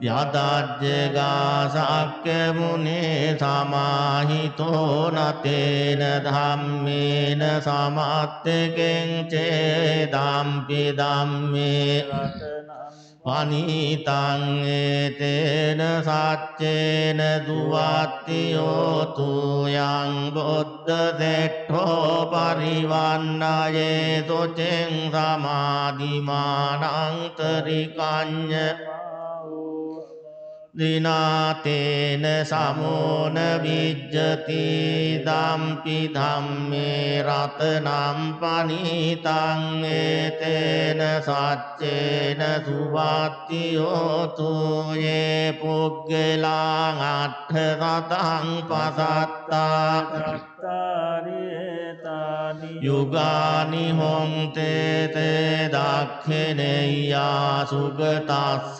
ශාවකායේතේ සුදින්නානි මහප්පලානි දම්පි සංඝේ රතනං පනිතං ඒතේන සච්චේන සුවත්තියෝතු යේ සොප්පයොත්තා මනසාදල්ලේන නික්ඛාමිනෝ ගෝතම සාසනං පද්දපත්තාං අමතං විගය්‍ය ලද්දා මුදා නිබ්බුතෙන් භුඤ්ජමානායි දම්පි සංඝේ රතනම් පනිතං ඒතේන සුවත්තියෝතු යතෙන්ද කීලෝ පටවින් සිතෝතියා චතුබ්බෙවාතේ භියා සම්පකම්පියෝ තතෝපමං සප්පුරිසං යෝ ආරිය සච්චානි අවෙච්ච පස්සති දංපි සංඝේ රතනම් පනිතං ඒතේන සුවත්තියෝතු යේ ආරිය සච්චානි විභාවයං තේ ගම්බීර පඤ්ඤේන සුදේසිතානි කිංචාපි තේ හොං තේ බෝසප්පමත්තා අට්ඨමං ආදියං තේ දම්පි සංඝේ රතනම් පනිතං ඒතේන සච්චේන සුවත්තියෝතු දහවත්ස දස්සන සම්පදාය ජහිතා භවන්තේ දක්කාය දිට්ඨි විචිකිච්ඡ තං ච සීලබ්බතං වාපි අදත්තකෙන් චතුව පාජේහි ච විප්පමුත්තෝ අබබ්බෝ කාතුං ඉදං සංඝේ රතනං පනිතං ඒතේන සච්චේන සුවත්තියෝතු කිංචාපි ලෝකම්මං කරෝති පාපකං චෞද චේතසාවා බබ්බෝසෝ තස්ස පටිච්චාදාය අබබ්බතා දිට්ඨ පදස්ස බුත්තායි දම්පි සංඝේ රතනං සච්චේන දුවත්තියෝතු අනප්පගුම්බේ අථා බුද්ධ දග්ගේ ගිම්මාන මාසේ පටමස්මින් ගිම්මේ තතෝපමං ධම්ම වරං අදේසයි නිබ්බාන ගාමින් ඉදම්පි බුද්ධේ රතනම් පනිතං ඒතේන සච්චේන සුවත්තියෝතු අරුවරඤ්ඤෝ වරදෝ වරහරෝ අනුත්තරෝ ධම්ම වරං අදේසයි දම්පි බුද්ධේ රතනම් පනිතං ඒතේන සච්චේන දුවත්තියෝතු කීනං පුරාණං නවං නත්තේ සම්භවං විරත්ත චිත්තා ආයතිකේ භවස්මින් අවිරුල්ලෙච්ඡං දානිබ්බං තිදීරායථායම් පදීපෝ ඉදම්පි සංඝේ රතනම් පනිතං ඒතේන සච්චේන හෝතු යා දේවෝතානි සමාගතානි බුම්මානි වායානිව අන්තලික්කේ තථාගතං දේව මනුස්ස පූජිතං බුද්ධං නමස්සාම සුවත්තියෝතු යානේද භූතානි සමාගතානි බුම්මානි වායානිව අන්තලික්කේ තථාගතං දේව පූජිතං ධම්මං නමස්සාම සුවත්තියෝතු යානේද භූතානි සමාගතානි බුම්මානි වායානිව අන්තලික්කේ තථාගතං දේව පූජිතං සංඝං නමස්සාම සුවත්තියෝතු ඒතේන සච්ච වජ්ජේන සබ්බ දුක්ඛං විනස්සතු ඒතේන සච්ච වජ්ජේන සබ්බ භයං විනස්සතු ඒතේන සච්ච වජ්ජේන සබ්බ රෝගෝ විනස්සතු භවතු කරණීය මත්ත කුසලේන සන්තම් පදං අபிසමෙච්ච සක්කෝ ජෝච සෝජෝච සුවචෝ චස්ස මුදු අනතිමානි සංතොත්ත කෝච සුභරෝච අපකිච්චෝච සල්ලවක බුත්තේ සංතේන්ද්‍රයෝච නිපකෝචේ අපගබ්බෝ කුලේසු අනනුගිත්තෝ නච කොද්දං සමාචරේ කිංචි ඒන විඤ්ඤෝ පරේ උපවදෙය්‍යං සුඛිනෝ වාඛේමිනෝ හන්තු සබ්බේ සත්තා භවන්තු සුඛිතත්තායේ කේචිපාන භූතත්තේ තසවාතා වරාභං අනවසේ සාදීගාවායේ මහං තාවා මජ්ජිමා රස්ස කානුකතුලා දිඨාවායේව අද්දිඨායේ ච දුරේ වසන්ති අවිදුරේ භූතාවා සම්භවේ සීවා සබ්බේ සත්තා භවන්තු සුඛිතත්තාන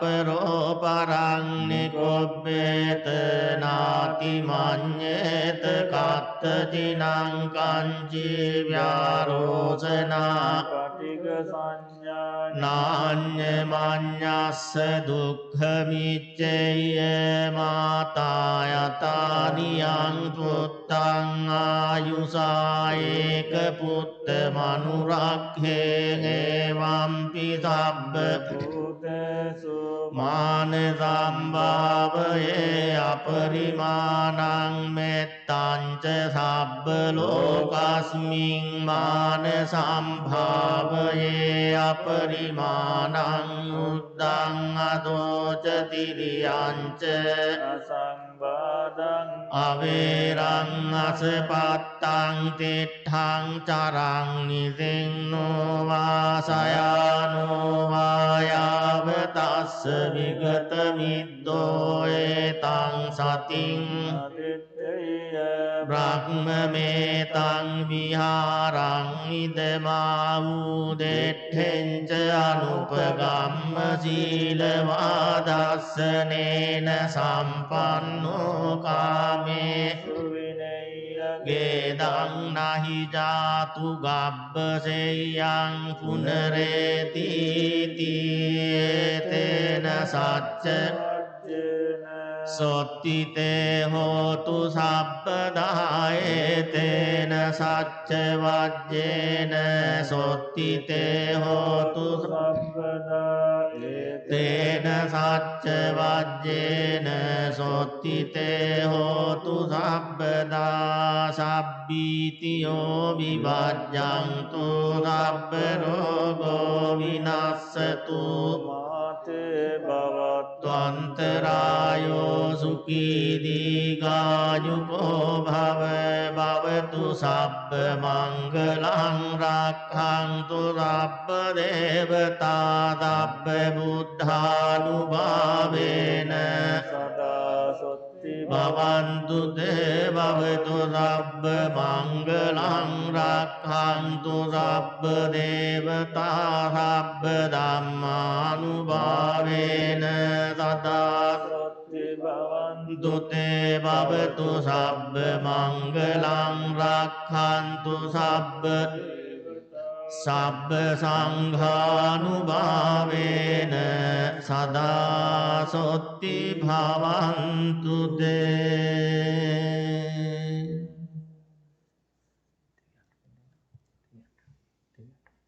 ආකාසට්ඨා ච බුම්මට්ඨා දේවානාගා මහිද්దికා පුඤ්ඤන්තං අනුමෝදිත්වා චිරන් රක්ඛන්තු ලෝක සාසනං. ආකාසට්ඨා ච බුම්මට්ඨා පුඤ්ඤන්තං අනුමෝදිත්වා චිරං රක්ඛන්තු ලෝක සාසනං. ආකාසට්ඨා ච බුම්මට්ඨා දේවානාගා මහිද්దికා පුඤ්ඤන්තං අනුමෝදිත්වා චිරං රක්ඛන්තු ලෝක සාසනං. ඉදම්මේ ඥාතිනං හෝතු සුඛිතා හොන්තු ඥාතයෝ. ඉදම්මේ ඥාතිනං හෝතු සුඛිතා හොන්තු ඥාතයෝ. ඉදම්මේ ඥාතිනං හෝතු සුඛිතා හොන්තු ඥාතයෝ. දේවෝ වස්සතු කාලේන සස්ස පත්තියෝ තුච පීතෝ භවතු ලෝකෝ ච රාජා භවතු ධම්මිකෝ.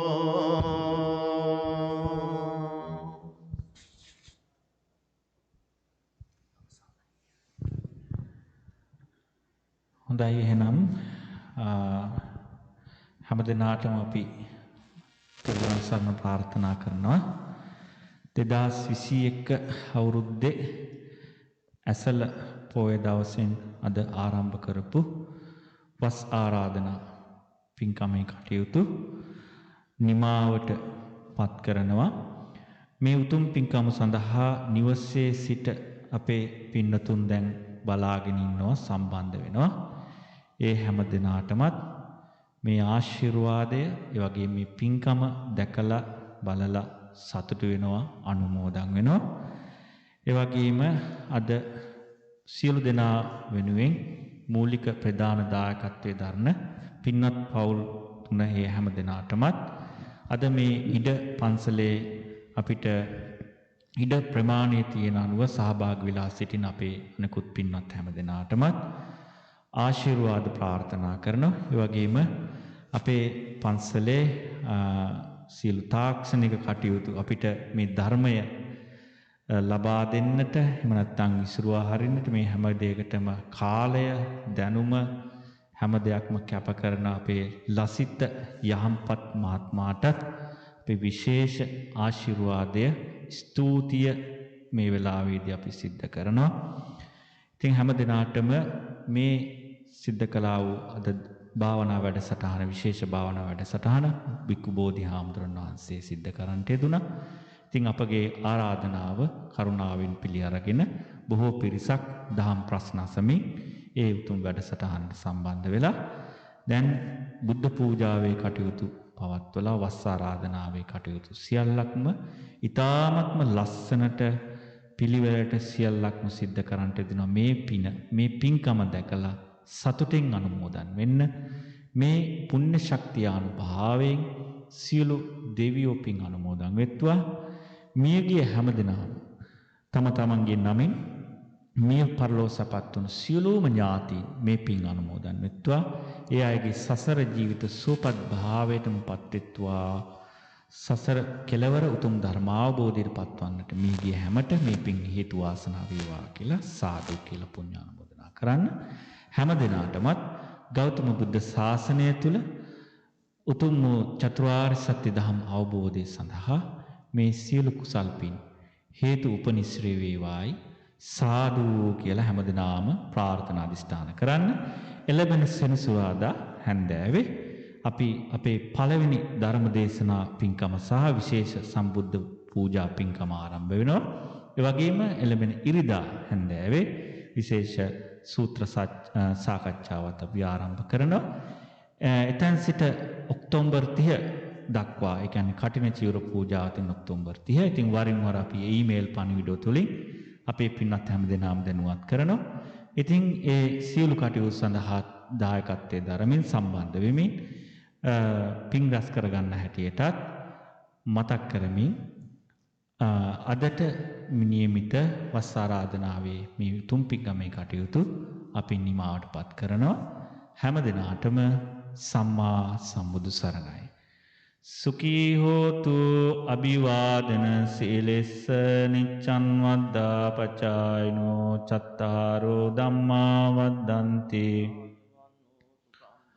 ආයුරාරෝග්‍ය සම්පatti සග්ග සම්පatti මේවච අතෝ නිබ්බාන සම්පatti ඉමිනාතේ සමිජ්ජතු.